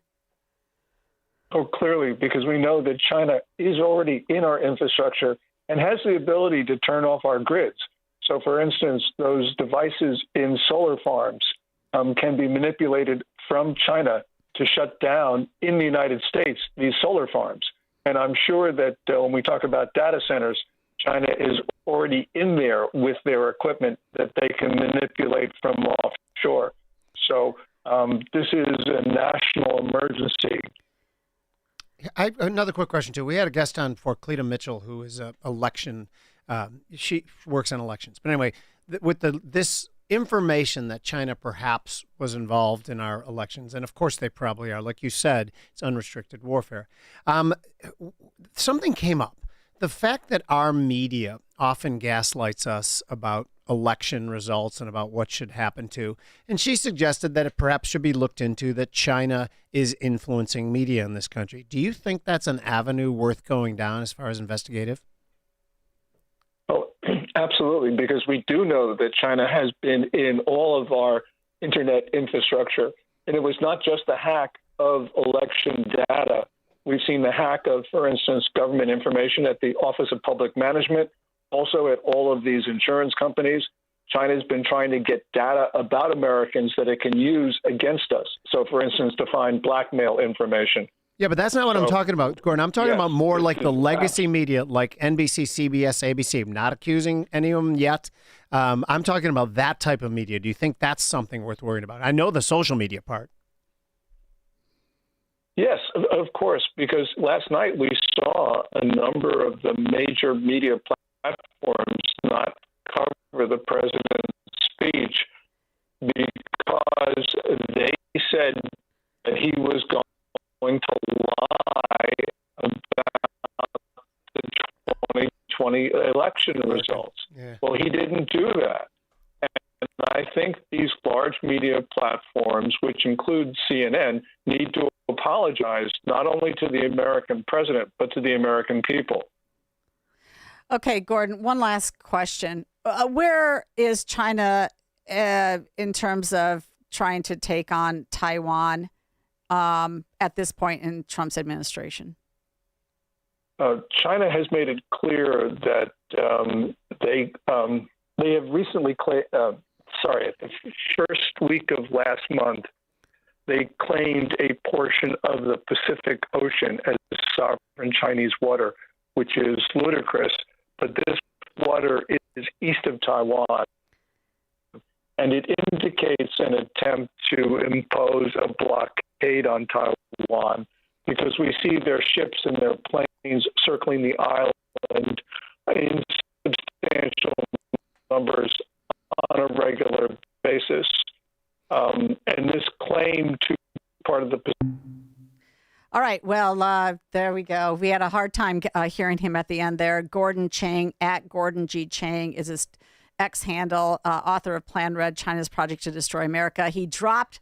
We are having some communication problems there, but we are which is irritating because he's great. He is a wealth of knowledge. Good. I wanted to just absorb everything he was saying. So I'm all right. frustrated Well, about that. we'll be right back with more from Jim and Jeannie filling in for Dan. And Gordon Chang joined us on the Alpha Wealth Group answer line. The stories you need to know to start your day. This is Chicago's Morning Answer on AM 560.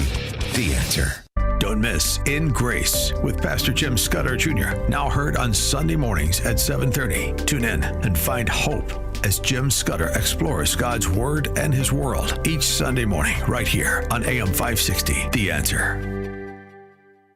Your local State Farm agent Anthony DeGrotto combines good neighbor service with surprisingly great rates. You can combine your home, auto, and life insurance to not only save you money, but give you the peace of mind you've been looking for.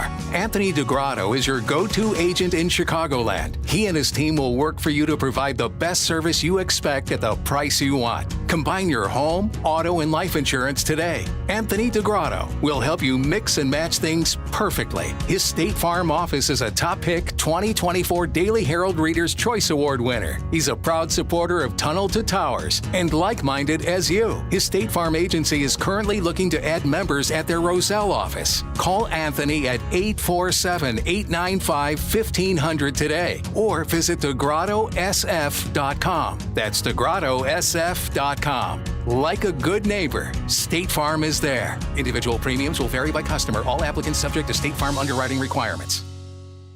We all hear the radio ads about the IRS. They tell you to be afraid, to be scared, and they try to frighten you into calling. I'm not here to do that. Tax Relief Advocates is different. TRA is here to tell you that if you owe money to the IRS, whether it's $5,000, $50,000, or $500,000, we have a solution. It doesn't matter if you're sitting in your car, at work, or with your kids. No matter where you are, call now. 800-575-6745. Don't lose hope. TRA can eliminate or reduce what you owe to the IRS. Generous programs are now available that can give you a fresh start. Our passion is taxes and helping individuals fix their IRS problems. We have over 1,000 5-star reviews on Google and an A+ with the Better Business Bureau. You don't need to be afraid of the IRS any longer. End your tax nightmare today by visiting us online at TRA.com or call 800-575-6745. That's 800-575-6745. Tax Relief Advocates. Real solutions for real people. Business owners, now's the time for your business to make the move to a locally owned business bank.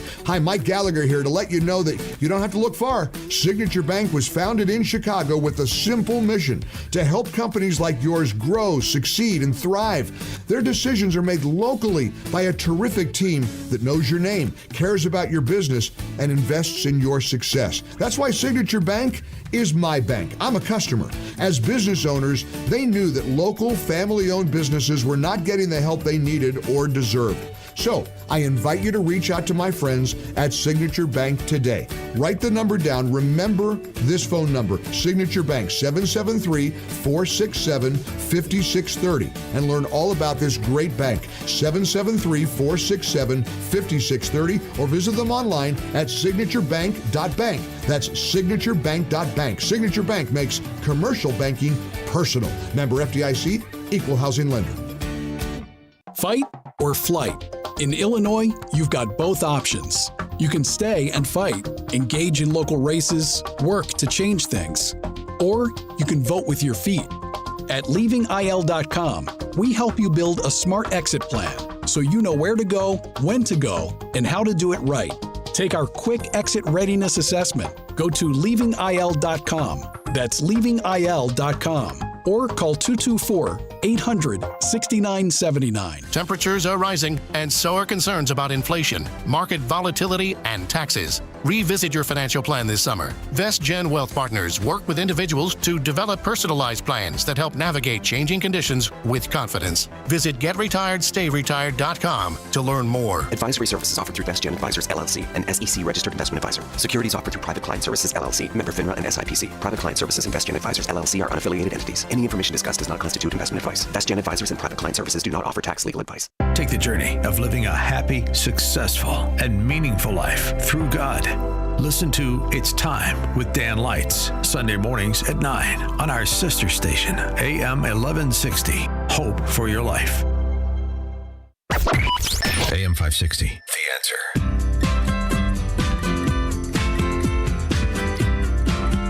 All right, Jim, you know, it's really great when your opponents, people that you don't like their policies of, where they actually just show you how stupid they sound with folks. And that's certainly what the Democrat Socialists of America are doing, and specifically Mandani. And he had this housing event, and he had one of the activists up there in a mask, of course. Of course, in a mask, you right? got to have a mask because of COVID-19. And apparently eviction equals violence. Our city is turning the corner on tenant power. When we organize, we win results.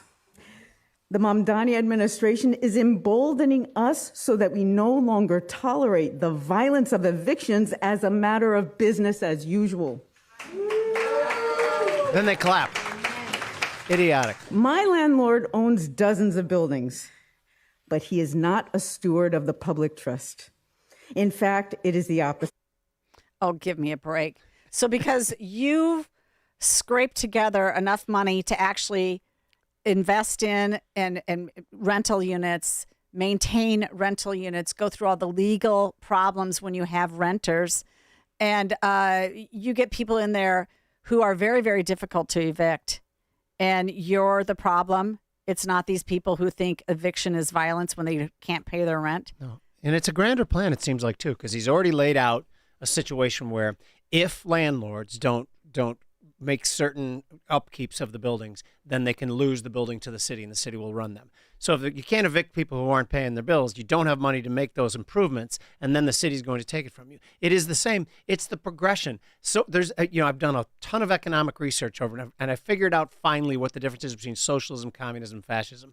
Socialism, the perpetrators have a smile on their face, as evidenced by Mandani in that clip, which people can't see, that smug little smile.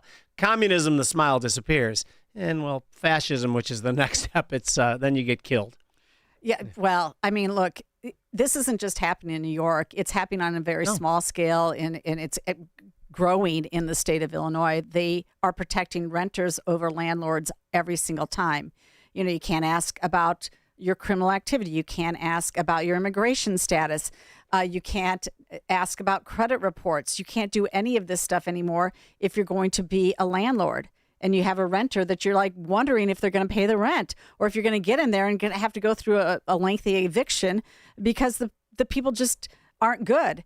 And, the other thing about this, too, though, is when it comes to housing, Pritzker's Build Act would essentially make government housing the norm on every street. So what happens is a house goes up for sale, a developer buys it, they go to the state, they say, look, I'm going to put a 6-flat here. The building codes are now at the state level, not the local level. And Pritzker says, yeah, go ahead, put a 6-flat here in the middle of this suburban street on a single family previously zoned residential lot. And then the developer goes ahead and gets some grants to help pay for the development. And then what they do is they rent it at below market rates to whoever they possibly can. And there goes your neighborhood. That's exactly what they're trying to do in the state of Illinois. And they've already approved a similar program for both DuPage and Will County. And Deb Conroy, the DuPage County chairman, is thrilled. She's thrilled about it. She's thrilled that she can now purchase property or get property or take property and then give money, grants to a developer and put a 6-flat on it on your street and then rent or sell it at below market rates. That's already law. That just passed as law. So watch out, DuPage and Will County residents. The only thing they don't have control over is what can be zoned there, because that's still at the local level. If the Build Pass Act passes, forget it. Lights out for suburban Illinois. I had nothing. No notes to that. Yeah. It's absolutely absurd. We got to go to. Yeah, you go. No, I'm sorry. We got a minute left. Go ahead. No, because I was going to say that this is state sanctioned stealing. If you can't be evicted, even though you haven't paid your rent, you are stealing services. You are stealing from the landlord. And why would we ever want to condone that? It makes no sense to me. Doesn't make sense to me at all. But I mean, you know what? Folks in this state better wake up, because it is not just happening in Mandanis, New York City. Not happening just there. It's already right here. And the progressive Democrats in this state will destroy your property rights if you let them. So much more to discuss. We've got Andrew Arthur coming up. He's the resident fellow of law and policy at the Center for Immigration Study. We're going to talk about a lot of stuff related to immigration. But right now, we're going to head to the newsroom. This is with Mike Scott. This is WIND Chicago.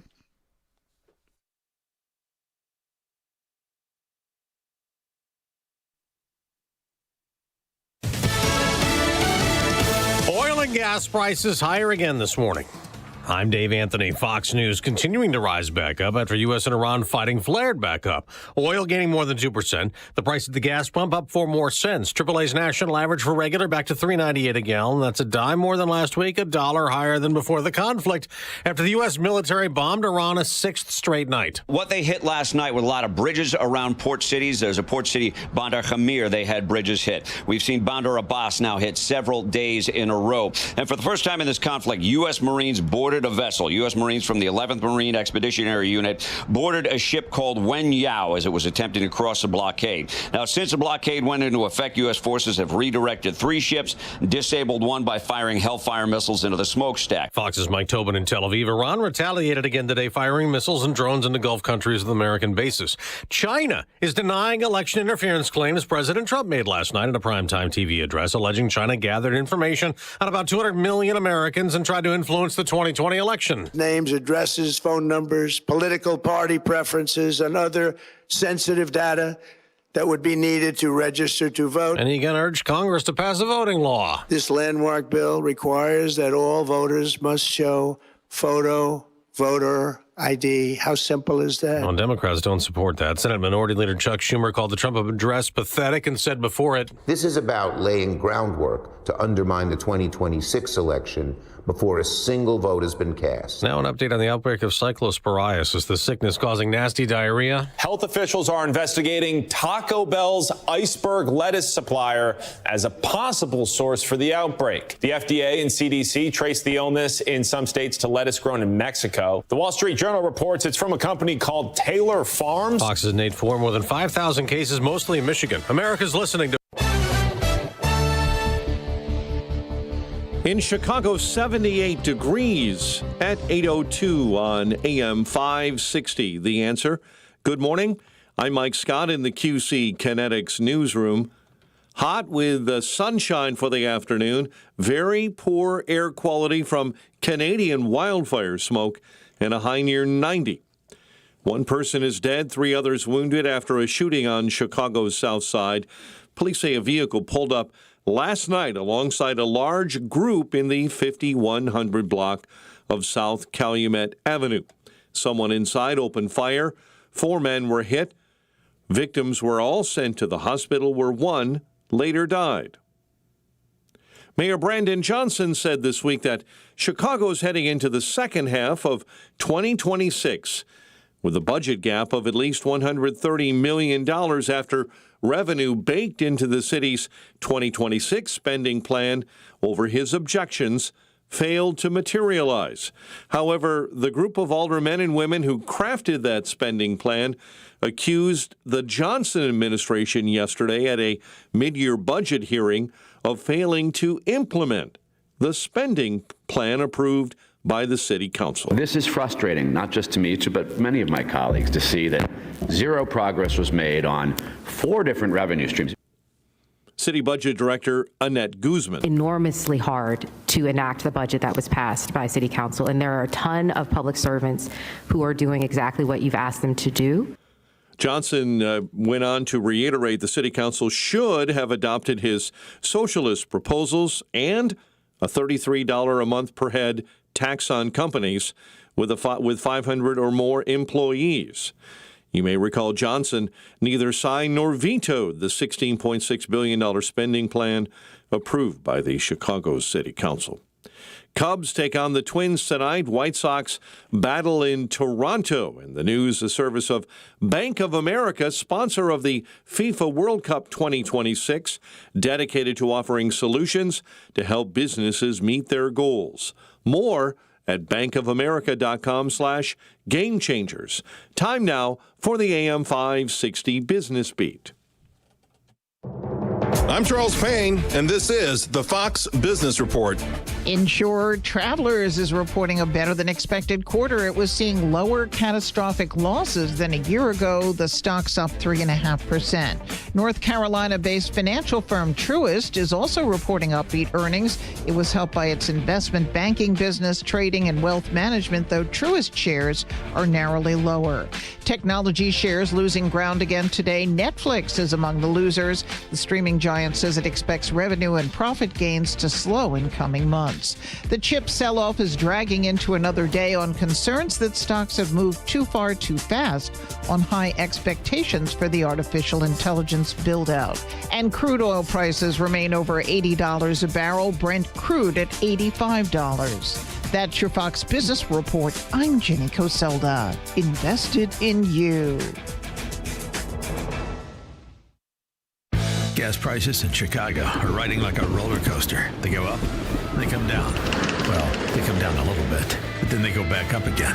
AM 560 wants to help ease your pain at the pump. Listen each weekday afternoon at 12:30 and 5:30 for the lowest gas prices around Chicagoland. And if you see a low gas price, let us know. Just text the word gas to 312-642-5600, followed by the price and location, and we'll share it right here on AM 560. The Answer. WIND, Chicago. Your kitchen's outdated. Your bathroom feels cramped. Every day you wait, prices go up. And you keep living in a space that doesn't work. At Forever Remodeling, one team handles everything. Design, planning, and installation, start to finish. We show you your new space in 3D before we ever break ground. No surprises. With flexible financing options, the home you want is closer than you think. Visit foreverremodeling.com. That's the number 4, everremodeling.com to schedule your personalized in-home design consultation. If you haven't switched to Pure Talk because you're not sure their coverage is every bit as reliable as Big Wireless, why not take them for a test drive? For a limited time, Pure Talk is offering any of their plans for just $15 a month for the first 3 months, including their top-tier unlimited data plan. No contracts, no commitments, just a great deal on a high-speed network with unlimited data from an American wireless company. Dial pound 250, say Mike Rowe, and let the savings begin. My name is Whitney Allen, and I'm a widow. My husband, Ryan, died. We never thought we'd ever have to use life insurance, but the unexpected happened. With Ethos, signing up was fast and 100% online. You can get a quote in seconds, apply in minutes, and get same-day coverage. No medical exams, and you can get up to $3 million worth of coverage. I'm grateful we were prepared. Get your free quote at ethos.com/term. That's ethos.com/term. Paid spokesperson. Time spent on application may vary. Online health questions required.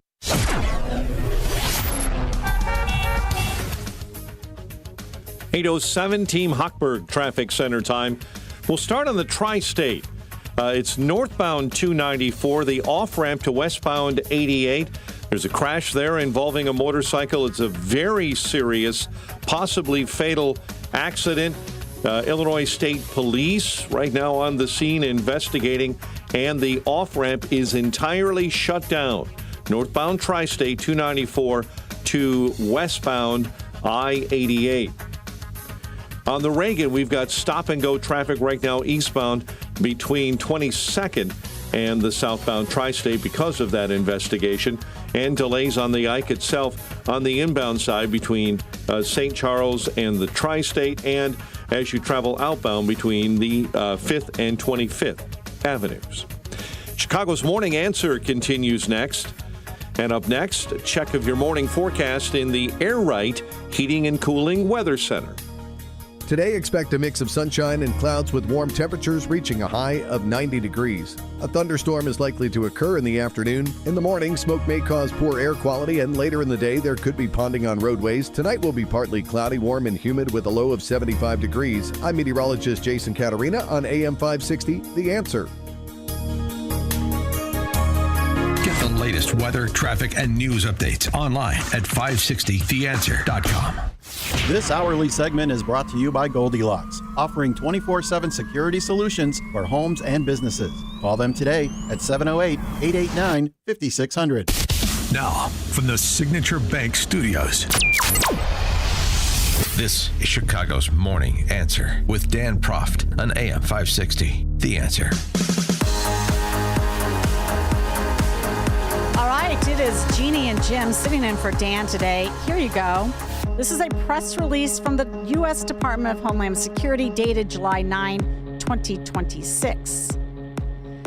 ICE lodged a detainer requesting Governor J.B. Pritzker and Illinois sanctuary politicians to not release from jail a Venezuelan criminal illegal alien who was arrested on felony charges of kidnapping and sexually assaulting a child in Kane County, Illinois.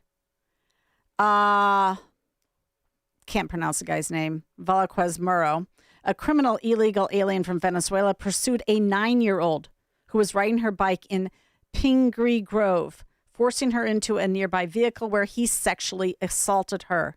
The suspect initially fled the scene but was arrested afterward through forensic evidence on June 30, 2026.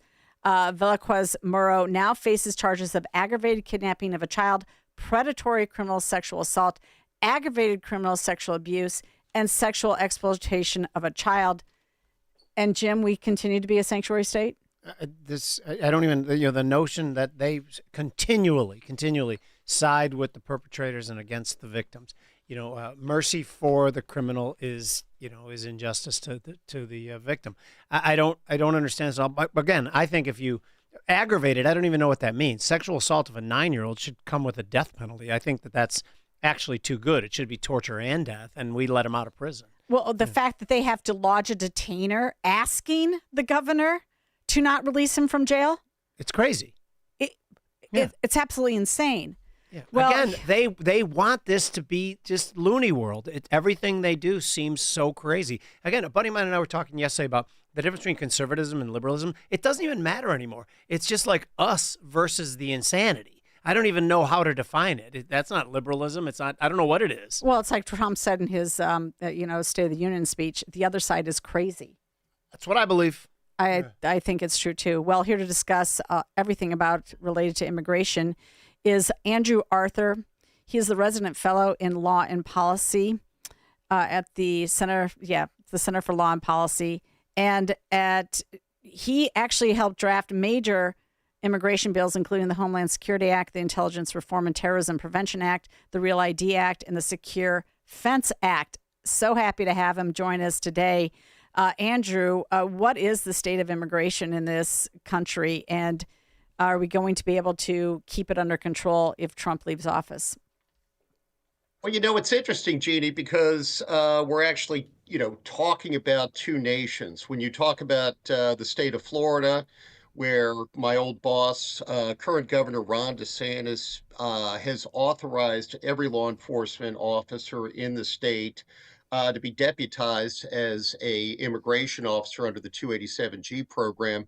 Immigration is very much under control. But when you talk about states like Illinois, New York, California, we see instances like the one that you're describing. And if you really ask politicians, if you were to ask Governor Pritzker or the mayor, why exactly do you have these policies? The real part of the real reason is they just don't like Donald Trump, and this is his signature issue. But if you were asked to ask them the philosophical part, and kudos to Jim for quoting Adam Smith on this, the 250th anniversary of Wealth of Nations, what they would say is it's unfair. It's unfair if, a kid from Kenosha, gets convicted of a crime, goes to jail, he's going to be released and go back into the community. But if that same person was from Colombia or Kenya or Qatar, then that person's going to be deported. That's going to be a special punishment that they receive. And in their minds, that's unfair. Believe it or not, that's the logic that they employ. This is crazy.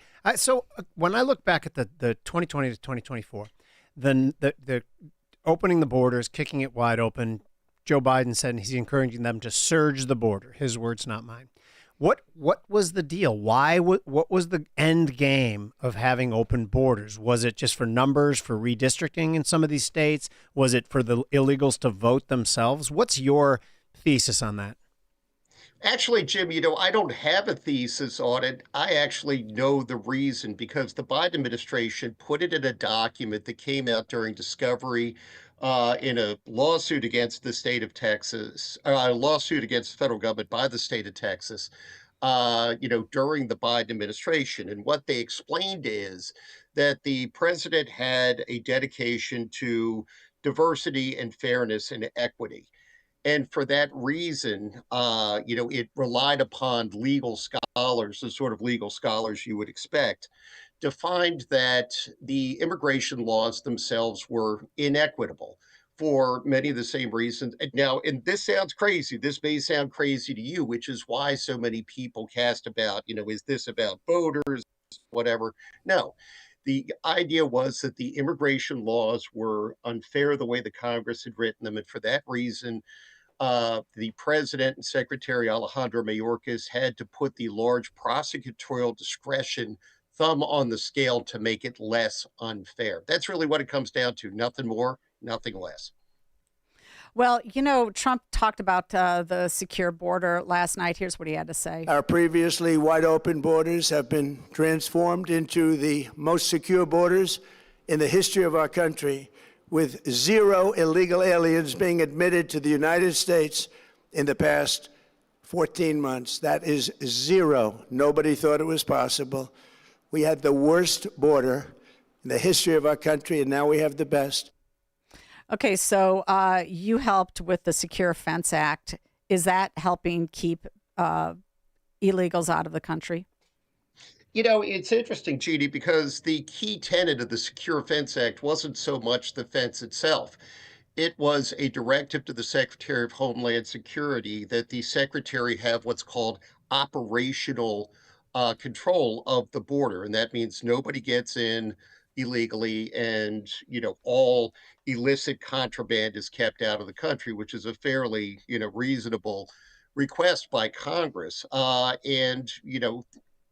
The unsung hero, the one name you're never going to hear when you talk about Trump's immigration policies, is a guy named Rodney Scott. He is the current, he's great. Commissioner of Customs and Border Protection.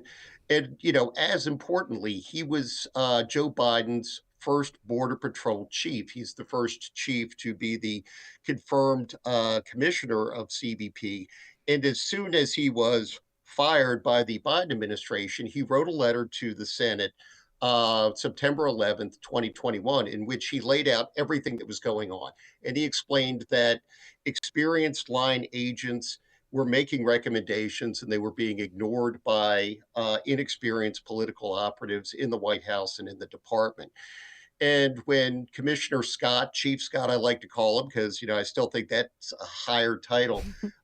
When he took office, he listened to the Border Patrol agents. He listened to the officers, the CBP officers at the ports. He found out what worked and what didn't, and what worked, he employed, and what didn't, he discarded. And so if you want to know why illegal entries are down 90%, probably 70% goes to Chief Scott. And the other 30%, strangely enough, goes to Mexico because the president used tariff threats against Mexico to get them to secure their side of the southwest border. Imagine that. Well, at the same time, you've got this birth tourism, rearing its ugly head, and you've got SCOTUS agreeing that, if you give birth in the state, in the country anywhere, and even if you're illegal, that new baby is a U.S. citizen. And Abbott apparently is calling for an immediate investigation into reports that a hospital in South Texas is marketing birth packages to foreign nationals. How do we get control of this? Is this something like the Real ID Act, like the Intelligence Reform and Terrorism Prevention Act, all that happened in the wake of the 2001 terrorist attack? Is this something that we can get some bipartisan support on? Yeah, absolutely. And the good news, Jeannie, is that the president can do most of this administratively. Oh, good. What most Americans don't understand is that, the most common visa that people use to travel, the tourist visa, can be used to go to a different country for medical treatment. And that makes sense. But, medical treatment includes obstetric treatment, gynecological treatment, prepartum, postpartum, and actual births. And right now, the State Department regulations say that consular officers abroad and CBP officers at the ports can't ask a woman if she is pregnant, if she is coming to the United States to give birth, unless they have a really good reason for doing it. Now, the State Department, Secretary Rubio, DHS under Secretary Mullen, can easily just add that to the suite of questions that inspectors ask at the port of entry. Is it intrusive? Yes. But, we don't really know how big the birth tourism issue is because nobody's looked into it. But anecdotally, we know that there are companies out there that are making millions of dollars to provide travel packages to people to come to this country.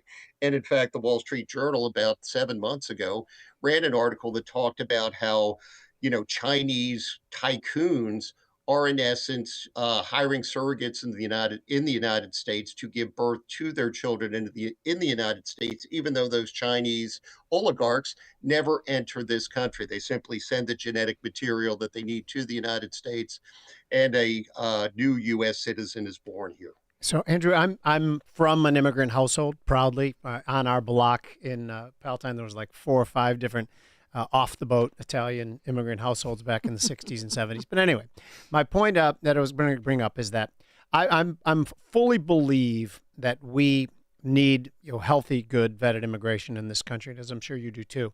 And how every time the other side points to us, they act like we're anti-immigration. What is happening with the administration regarding legal, vetted, high quality immigration? Are they against that as well, or are they for that? Well, this is one of those things, Jim, where I'd like to see the president go back to his own 2018 State of the Union address. About 65% of all the green card holders, the legal immigrants that we have come to this country, come here because of family. They are the spouse or minor children of green card holders or citizens. We all agree that that's a good idea. But that extends all the way to a U.S. citizen's brother and the U.S. citizen's brother's kid. In essence, you can immigrate your nephew to the United States. And under a system like that, there's no guarantee that those people are going to bring the skills and ability to even support themselves, let alone grow the U.S. economy. Only about 7%, when you really drill down on it, of all of those green cards go to people based on skills. And I'm going to bring up a name from the past, and that's Barbara Jordan, civil rights icon, nemesis of Richard Nixon, first African-American woman elected to Congress from the South. And she headed President Clinton's Commission on Immigration Reform, and she said something very basic. Absent compelling circumstances, all immigration to the United States should be based on skills. And yet that's not the system that we have. In 2018, President Trump agreed to an amnesty for 1.8 million Dreamers, an issue that I know is very important to your Senator Richard Durbin. And in exchange for that, he wanted to move the United States more to a skills-based system. Now, again, that doesn't mean you can't bring your family. Family is one of those things that we consider. Your ability to speak English is another thing that we consider. But, we put a high emphasis on skills. So right now we have a mismatch between the workers that we need in the United States who are coming here and the workers that we actually get. And I agree with you, Jim. And, there are people, it is so, in fact, Barbara Jordan said, we object to anybody who decries controls on immigration as being anti-immigrant. If immigration, and she, knew this and said it a lot more eloquently than I'm about to, if an immigration system is incredible, the American people are going to turn their back on it. And we saw that happen in the 2024 election. We saw that happen during President Biden's term. All right. We need a credible, realistic, workable immigration system that works not just for the immigrants, which is what the current system does now, but for the American people as well. And there's nothing wrong with that, because that's the way that you keep a strong, vibrant immigration system that brings new ideas, fresh perspectives, skills, and money to the United States. And so we really need to move to that. All right, Andrew, maybe you can help me with this. My brother-in-law and sister-in-law are stuck in Australia. She had a green card. They lived in Australia for 30 years after COVID. They said, forget it. We have got to come back to the United States. He's a veteran of the U.S. Air Force. They've been paying federal taxes for 30 years. They own property in Florida. And because she refuses to take that COVID vax, she is denied getting a new green card. I mean, this is obscene. I know Riley Gaines was able to get her husband in. He had a similar situation. I want my sister-in-law back here right now. And I'm sick and tired of these people, allowing these illegals, the criminal illegals, to sit here and exist in sanctuary states. And then my sister-in-law is stuck in Australia. Maybe you can help me on that one. I think maybe I'll contact you outside of this conversation. Well, Jeannie, keep in mind that I've been an immigration lawyer for 34 years, but I don't actually have malpractice insurance. But I get a lot of questions from people like you about people exactly like your sister-in-law. And this really is the irritating part of the U.S. immigration system. If you come here illegally, you get tons of due process. And I mean, a significant amount. When we talk about these arrests in Chicago, where this individual who was arrested for a heinous crime, there is a huge layer of due process. And, people protest the arrests. Well, the arrests are the point at which the due process begins. And, I am dedicated to due process. It is a hill that I will die on. Right. But, we also, at the same time, have this system that is unfair to spouses of United States citizens. They want to get green cards. They want to come here. And I'm going to tell you what I tell everybody who raises this question. I say this as a former congressional staffer and as a former associate general counsel at the INS, been on both sides of this. Best thing to do is to reach out to your local representative. Okay, they have staffers Andrew, who do exactly that. I'm sorry, I got to cut you short. We got a hard break here. I appreciate you coming on. And those staffers have been absolutely unuseful in this situation. Andrew, thanks so much. Resident Fellow of Law and Policy at the Center for Immigration Studies. We appreciate your commentary today. Thank you so much. It's been great being. All right, we'll be right back with Open Mic Friday. The more you listen, the more you'll know. This is Chicago's Morning Answer. Morning Answer on AM 560. The Answer. Signature Bank is Chicago's fastest growing independently owned business bank, a bank where relationships still matter. Signature Bank knows your name and your story. I'm Dan Proft, and I know this because Signature Bank is my business bank. Anthony and John here from Bionic Auto Parts, proud clients of Signature Bank. We deliver high-quality, recycled and remanufactured auto parts to Chicago and Milwaukee. Our mission is simple: provide parts safely, reliably, with great customer satisfaction. We process over 350 vehicles a month. With big banks, everything took forever. Layers of approvals and endless delays. At Signature Bank, one call got it done. Whether it's lending, deposits, or treasury management, they deliver fast. Signature Bank made us feel like family. That's a partnership we deeply appreciate. Signature Bank helps local businesses succeed. Want to learn how Signature Bank can help turn your business vision into reality? Call Signature Bank at 773-467-5600 or visit signaturebank.bank. Member FDIC, Equal Housing Lender. Welcome back to Ask Hassleus. I'm Weston. What's your question? This is Captain Baker from the Sheriff's Office. Hello, officer. We have a report of missing employees at Hassleus Mattress. That's right. You're confessing? Yes, I'm confessing that Hassleus Mattress showrooms are employee-free. Come again? Shop for Beauty Rest and Sealy Posturepedic without commission-crazy salespeople breathing down your neck. Sounds suspicious. That's how we keep our prices way low. How low? Others sell a Beauty Sleep by Beauty Rest Queen Elm Cove A mattress for $1,599. But Hassleus has it for just $794. Plus, similar savings on Sealy Posturepedic and more. That's criminally low. And through Monday, trade in your old mattress and take $248 off a queen and $348 off a king. You wouldn't lie to a cop, would you? Free next day delivery, too. Dispatch, I need a police escort for a hassleless mattress delivery truck to my house. Open 9 to 9. Find an employee-free showroom near you or shop online at hassless.com. AM 560. The Answer. Open mic! Open mic Friday! Call in now! Open mic Friday! That's right. It's Open Mic Friday. We'll take your calls. You criticize the Paul Simon music, and yet that open mic song is what we go with on Friday. I think it's got a little, I like the beat. All right. 312-642-5600. That is the Alpha Wealth Group call and text line. We'll take your calls and your texts. And, speaking about my sister-in-law real quick before we take some callers here, I got to tell you, it's very frustrating. Basically February of 2022, they made the decision they had to get out of Australia after living there for 30 years. They were there because my brother-in-law was a former Air Force officer, flew satellites, and then he got picked up after he got out of the service by a U.S. defense contractor to keep doing what he was doing and fly satellites in Australia. Hold, but are you really saying he's doing that? And she had a green card. But green card holders have to renew those green cards periodically, and they're only for people that are here in the United States. They're not for people that are married to veterans and live in another country. Okay, but you mentioned something about the COVID vaccine. Is that really part of it? Yes, no, that's part of it. So they tried to apply. They sent their daughters back to Florida in April of 2022. Because they have owned property in Florida, a couple different houses, by the way, been paying federal income taxes for 30 years. And so she has to go through this process to renew her green card. She's thinking it's just a renewal. Well, one thing leads to another. It's year after year after year. We're talking 4 years, over 4 years now. They've been stuck in Australia. They actually spent about a year in Cancun to be closer to Florida because she could fly in on a tourist visa at that time. Well, once the process got to the point where she's like, I'm not going to do your vaccine BS. Yeah. Then they said, well, you're denied entry now.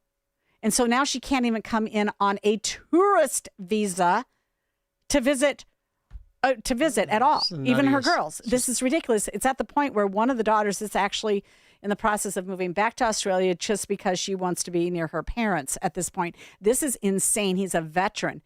What is terrible? There's nothing. Story. It's completely wrong. And oh, by the way, they made her get. They lived in UK for a while. They lived in Mexico for a while. They lived elsewhere. She had to get police reports from every one of those countries they had visited saying that she was not criminally charged with something. And we've let these people walk in. 15 million of them could walk in. Yeah. 15 million walking across the southern border. We can't get our own people back. Okay, 312-642-5600. Let's start taking some calls. We'll start with Ron on the south side. Ron, welcome to the program. Yes, good morning, Jeannie and Jim. The guest you all had on talking about China, excellent. That information was so informative.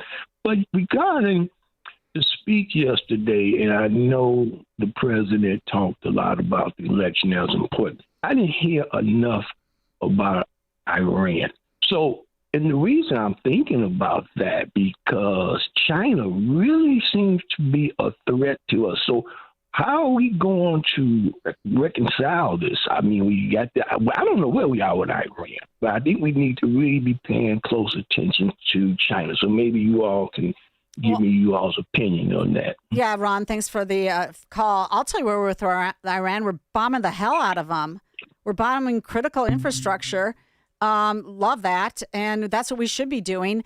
Oh, by the way, I got a text message from my son the other day. There was somebody who put out on X, obviously in Arabic, and he had highlighted the fact that the Iranians were targeting the Crown Plaza Hotel in Duqm.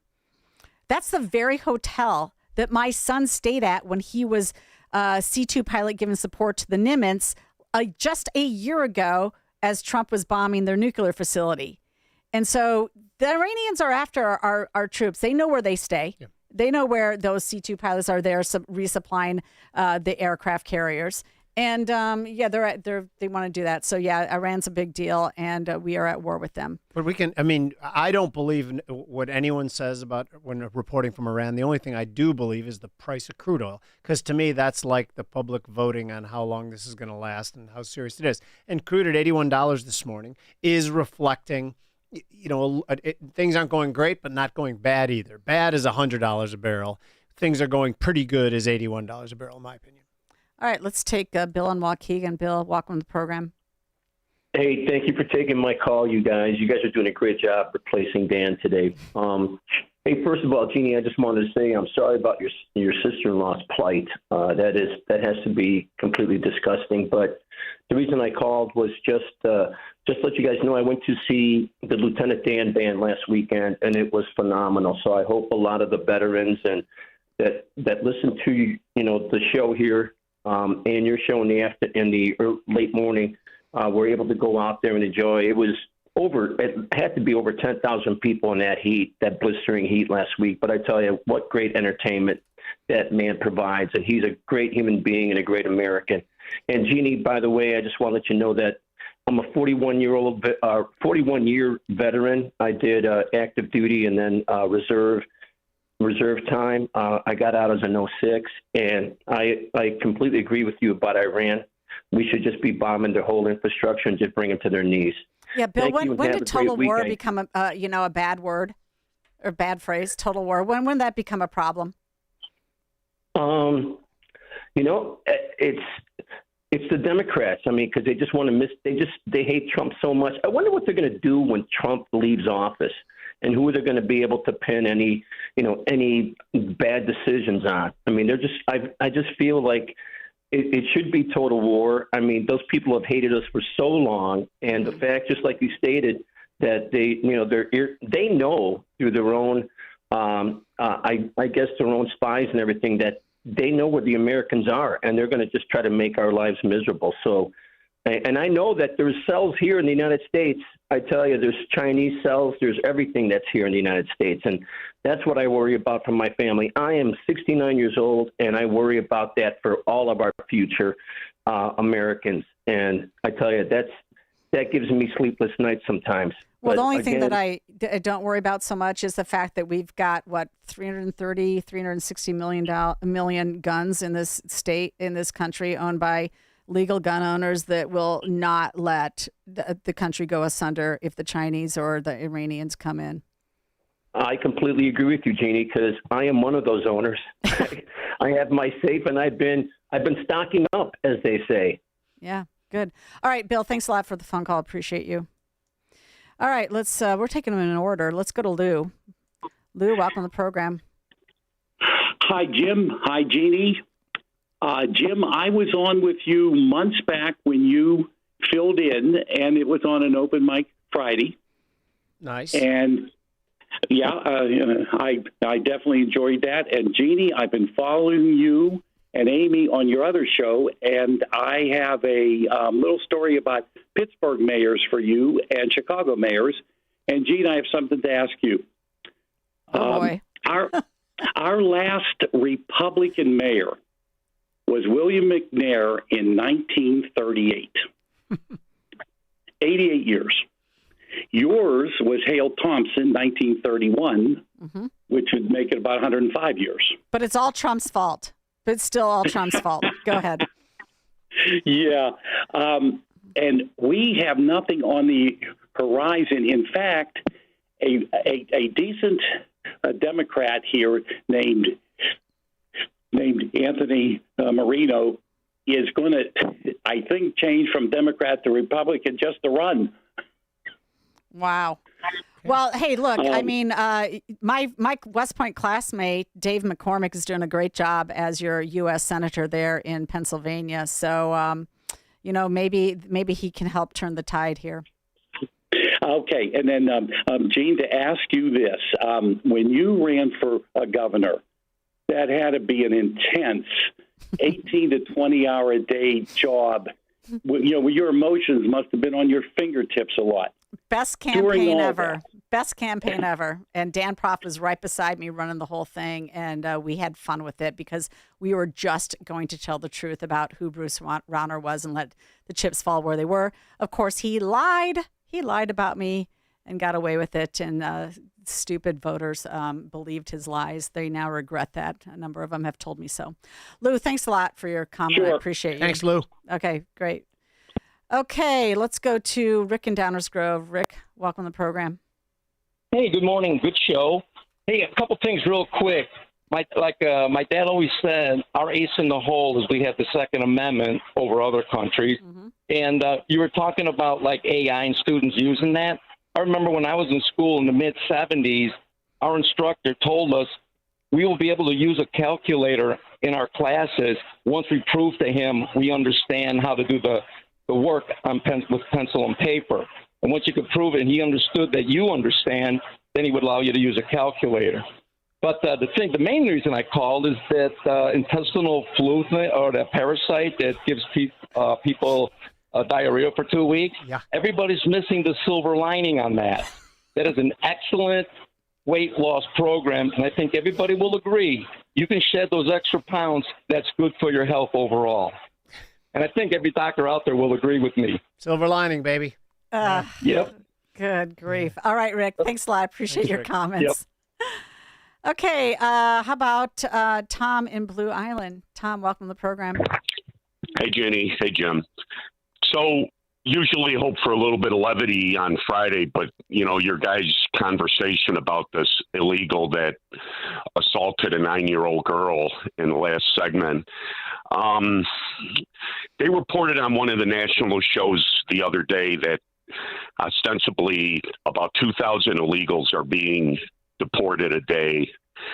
And in texting a couple of friends yesterday, asking their opinion of how many came in under Biden, the consensus was generally 20 million. So if you're deporting 2,000 a day, even 3,000, that would mean in the 4 years that of the Trump presidency, Jim, you're a numbers guy, you'd be talking about 3.5 million people if it's 3,000. So 3 to 4 million, let's even say 4 million. And if 20 million came in, those people that were coming in were not old people. And now with what Amy Coney Barrett did at the Supreme Court, I would think that rate of replacement after 4 years is going to be more than what's going to be deported in the 4 years. And just want to throw one more thing at you guys. And in relation to the 9-year-old that the governor, you know, that they don't even want deported, as horrible as that is, let's just say if a Democrat becomes president, they won't reopen the border. No, and they probably There's going to be a 5% loss at least, just people that voted for Trump that probably aren't going to vote.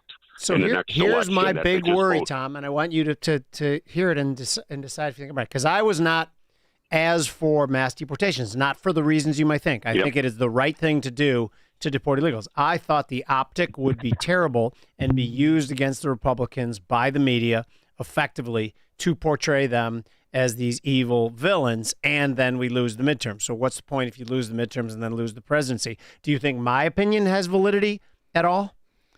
Tom got dropped, but I would think that your opinion has some validity. But I mean, we just have to abide by the rule of law, and I don't care what the optics are. No, I agree. I'll answer for Tom on my this. question. Yes, Jim, you're so smart. That's what he was going to say. Is what I think. Okay, if you say so. Trust me. Yeah, no. Well, listen, you know, just want to touch this before we get to some more callers here. This is coming out of Texas. The U.S. Court of Appeals for the Fifth Circuit ruled that federal law prevents Texas from granting in-state college tuition to illegal aliens living in the state. So 24 years, the U.S. Department of Justice sued Texas over the law.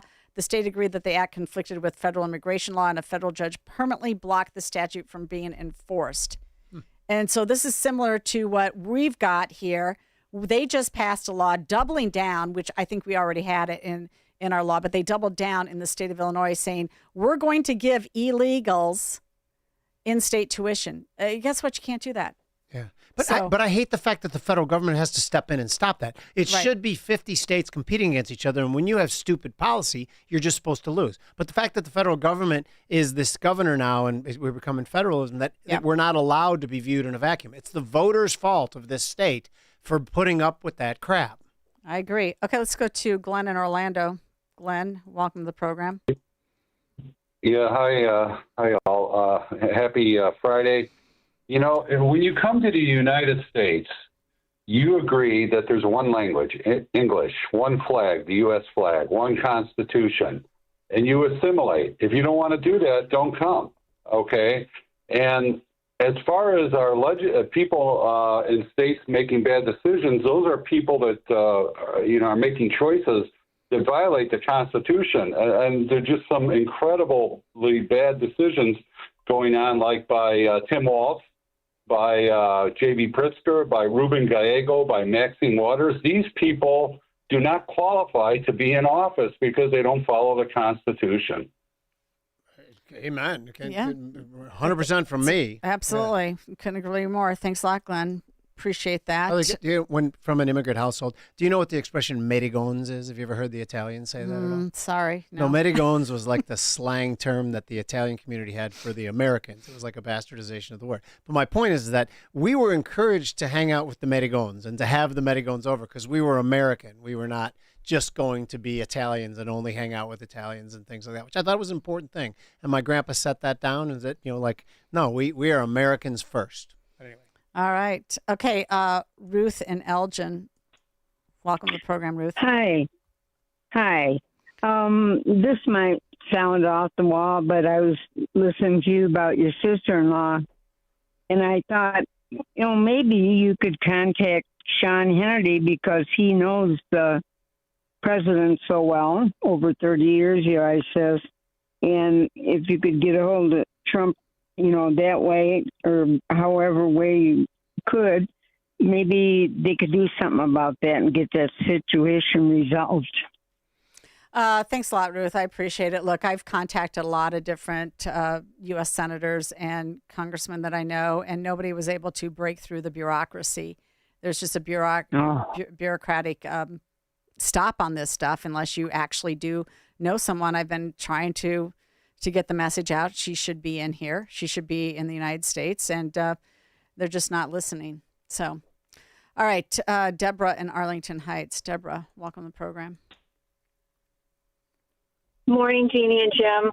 I researched how much it is to get a state ID in each state, and it varies between like $20 and $80. And you have to have an ID to do practically everything in society now. So it's not cost prohibitive, and why should you not have to provide an ID for a thing that citizens only in this country should be having the right to be doing is voting? This is like a non-argument as far as I'm concerned. Not only is it a non-argument. I just drove by Grant, too. The Democrats agree with you as well when polled. The Democratic voters overwhelmingly believe, like 70% believe in that. So the fact that they're not passing it is absurd. Yeah, absolutely.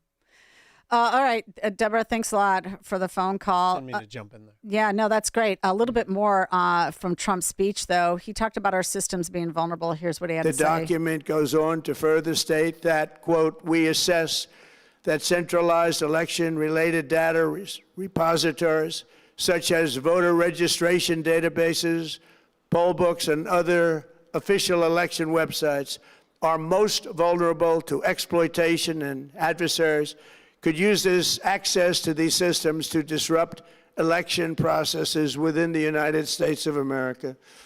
Tonight, we're releasing all of those findings, and spanning from January 2020 to June 2026.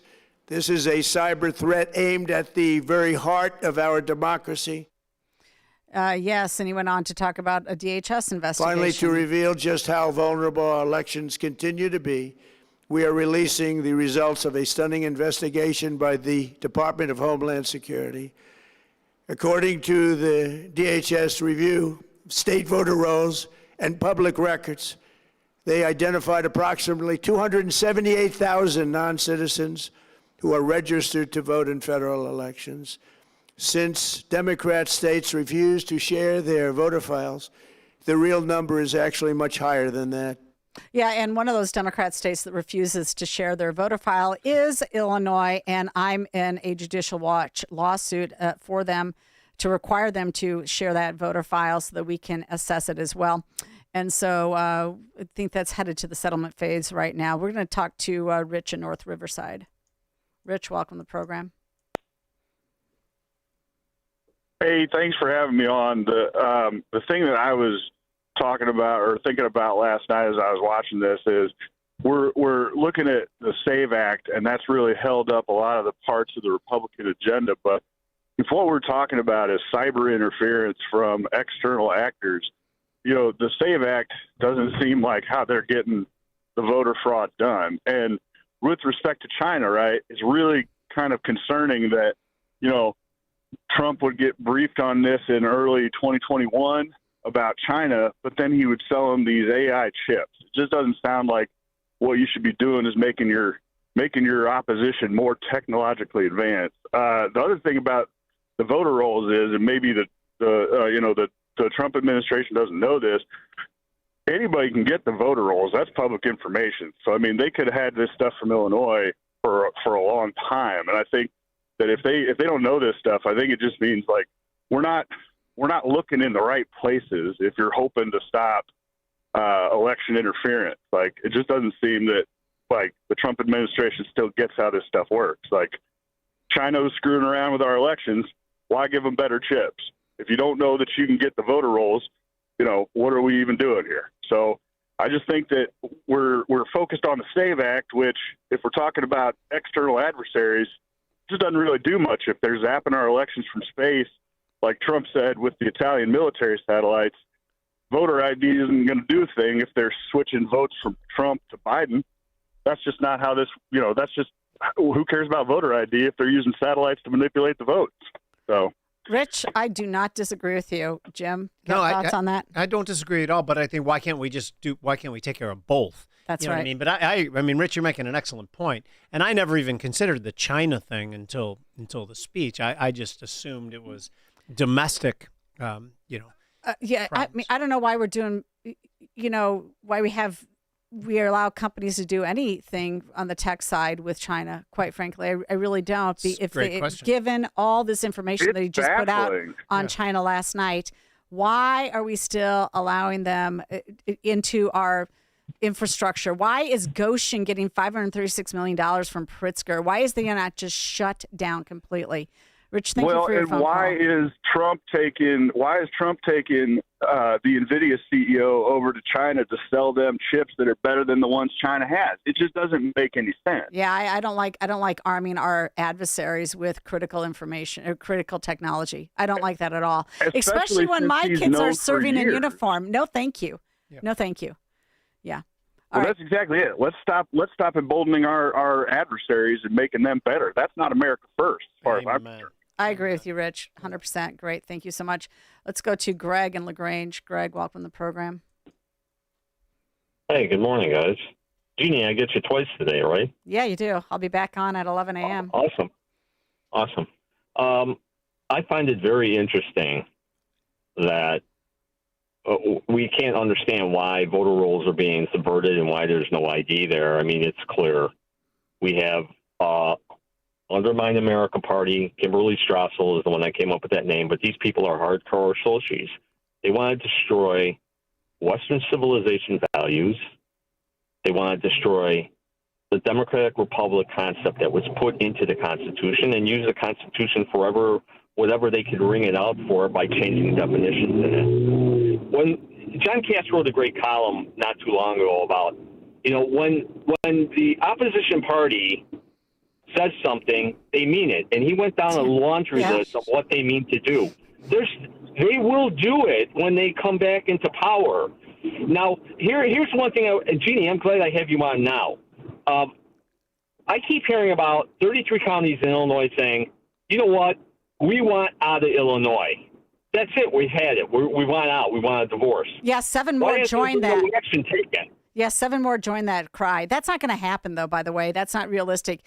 We've got to all work on our own networks to change the state. Or it's just going to get worse here. And then maybe finally some of these goofy, stupid, union-controlled voters wake up, because it's all union control. They control the vote here, period. Can I ask you one last thing? Sure.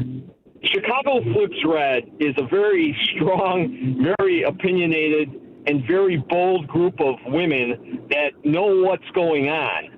Now, how they got to the point, I don't care. Why can't we incorporate a lot of their energy and a lot of their gusto and a lot of their energy and create a better Republican Party in this state? Yeah, no, I don't disagree, Greg. We could use everybody's help in this effort because it affects everybody. So glad to have new faces and new people speak up, and we do all have to come together and do something here. Thanks a lot for the call. Appreciate it. Okay, let's go to Becky in Park Ridge quick. Hi, Jeannie. I'm an election judge, and we have to accept everybody's vote, even if they're not registered. They get a provisional ballot. Yeah.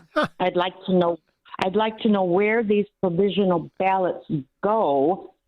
I understand the person that submits the provisional ballot has to go to that office and show 2 proofs of residency, not citizenship, residency. So if they do not go to that office, what happens to those provisional ballots? Well, that is Thank the you very mystery much. box. No, thanks a lot. Appreciate that, Becky. That's the mystery. What happens to provisional ballots? My son walked in. They said, "Oh, you've already voted." He's like, "No, I didn't." So they gave him a provisional.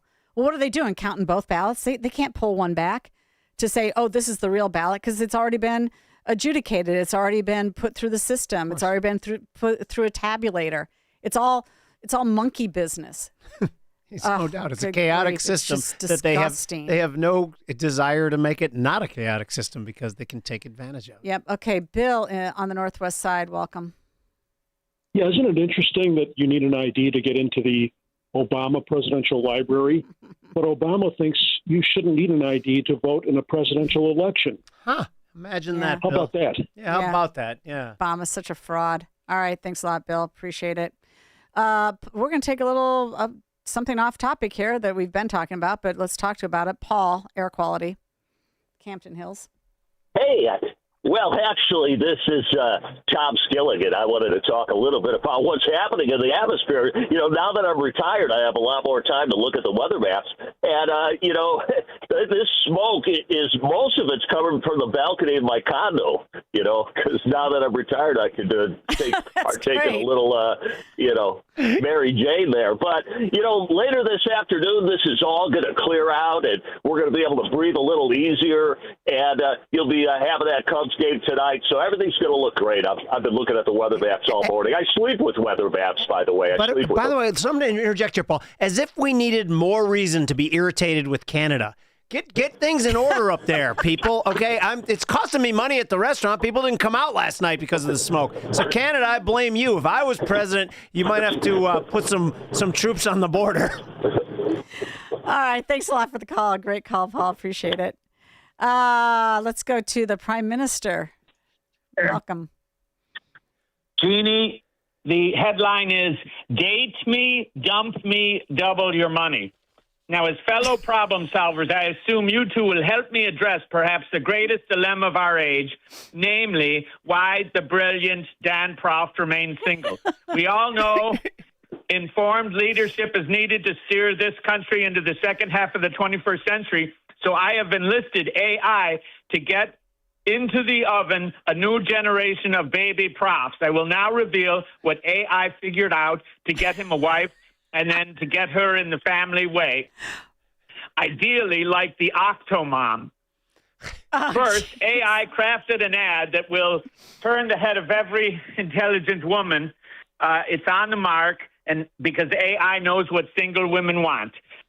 Hence, date me, dump me, double your money. People will call in, beautiful women will call in when Dan Proft's ad runs everywhere. Now, step 2, the single women will call Jeannie Ives. Jeannie Ives will screen every girl who's responded to the ad. And again, she will explain that in the past, Dan has dated women and he's shaped them up. He's shown them how to think. He's shown them critical thinking. And then they go off and they dump him and they make a lot of money. And so it's a it's a fishing expedition to get the beautiful women to date Dan Proft. After Jeannie screens the women and approves those few that will be suitable, then we have Uriel, who will go and meet the women and play them in pickleball at a Wisconsin nudist colony. And that's the best way to judge. I agree with you. Yes. That needs to be done. Yeah. Well, I mean, let's face it. That's just normal. The woman's going to have to be attractive, too. Well, naked pickleball is the way to ascertain. This is Friday. We can say whatever we want, right? We're not going to get kicked off the air. She has to be attractive, and it'll give a new meaning to the term pickleball when Uriel plays these women at the nudist colony. All right.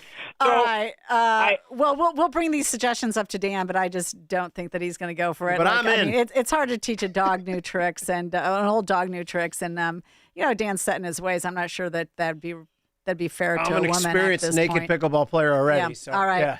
Okay, to close it out, we've got Chuck in Delavan, Wisconsin. Chuck, thanks for joining us. Thanks for mentioning my garage band, Chinese Tycoons. That was really nice that you mentioned that. Hey, don't come up here this weekend. I don't care what that Tom Skilling just said. It's smoky. You can't breathe. You can't see a quarter mile down the road. Chuck, you just want the lake to yourself, don't you?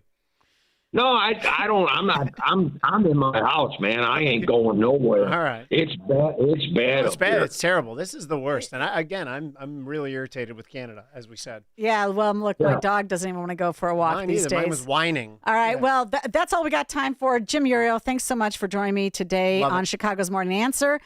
This is WIND Chicago. Doing what President Trump warned Iran he would. I'm Dave Anthony, Fox News. The American military's hit bridges in the sixth straight night of bombing and roads directly affecting Iran's Revolutionary Guard, as U.S. Central Command says they went after military targets, also including air defense sites. Iran threatened to dispatch Houthi rebels to disrupt shipping traveling through the Red Sea if the U.S. bombed their power grid. Iran has now acknowledged for the first time disruption of the power grid, and they've asked residents to scale back. And today we have a report through the United Kingdom Maritime Trade Operations that a ship off the coast of Yemen to the southern end of the Red Sea in the Gulf of Aden has now been illegally boarded. We don't have a lot of information beyond that, but we're keeping an eye on it. Fox's Mike Tobin in Tel Aviv. Iran has also launched missiles and drones into Gulf countries with American bases. Oil prices rising even more as the conflict worsens, up more than 3% to the highest levels in a month, with WTI back over $81 a barrel. Gas has surged back up 9 cents the past 2 days. AAA's national average for regular $3.98 a gallon. That's $1 more than before the conflict. Change is coming in Britain. This is a last chance to change, and we must take it together. That's Andy Burnham, a recently elected member of Parliament, made leader of the Labour Party today. So on Monday, Burnham will take over as the next British Prime Minister,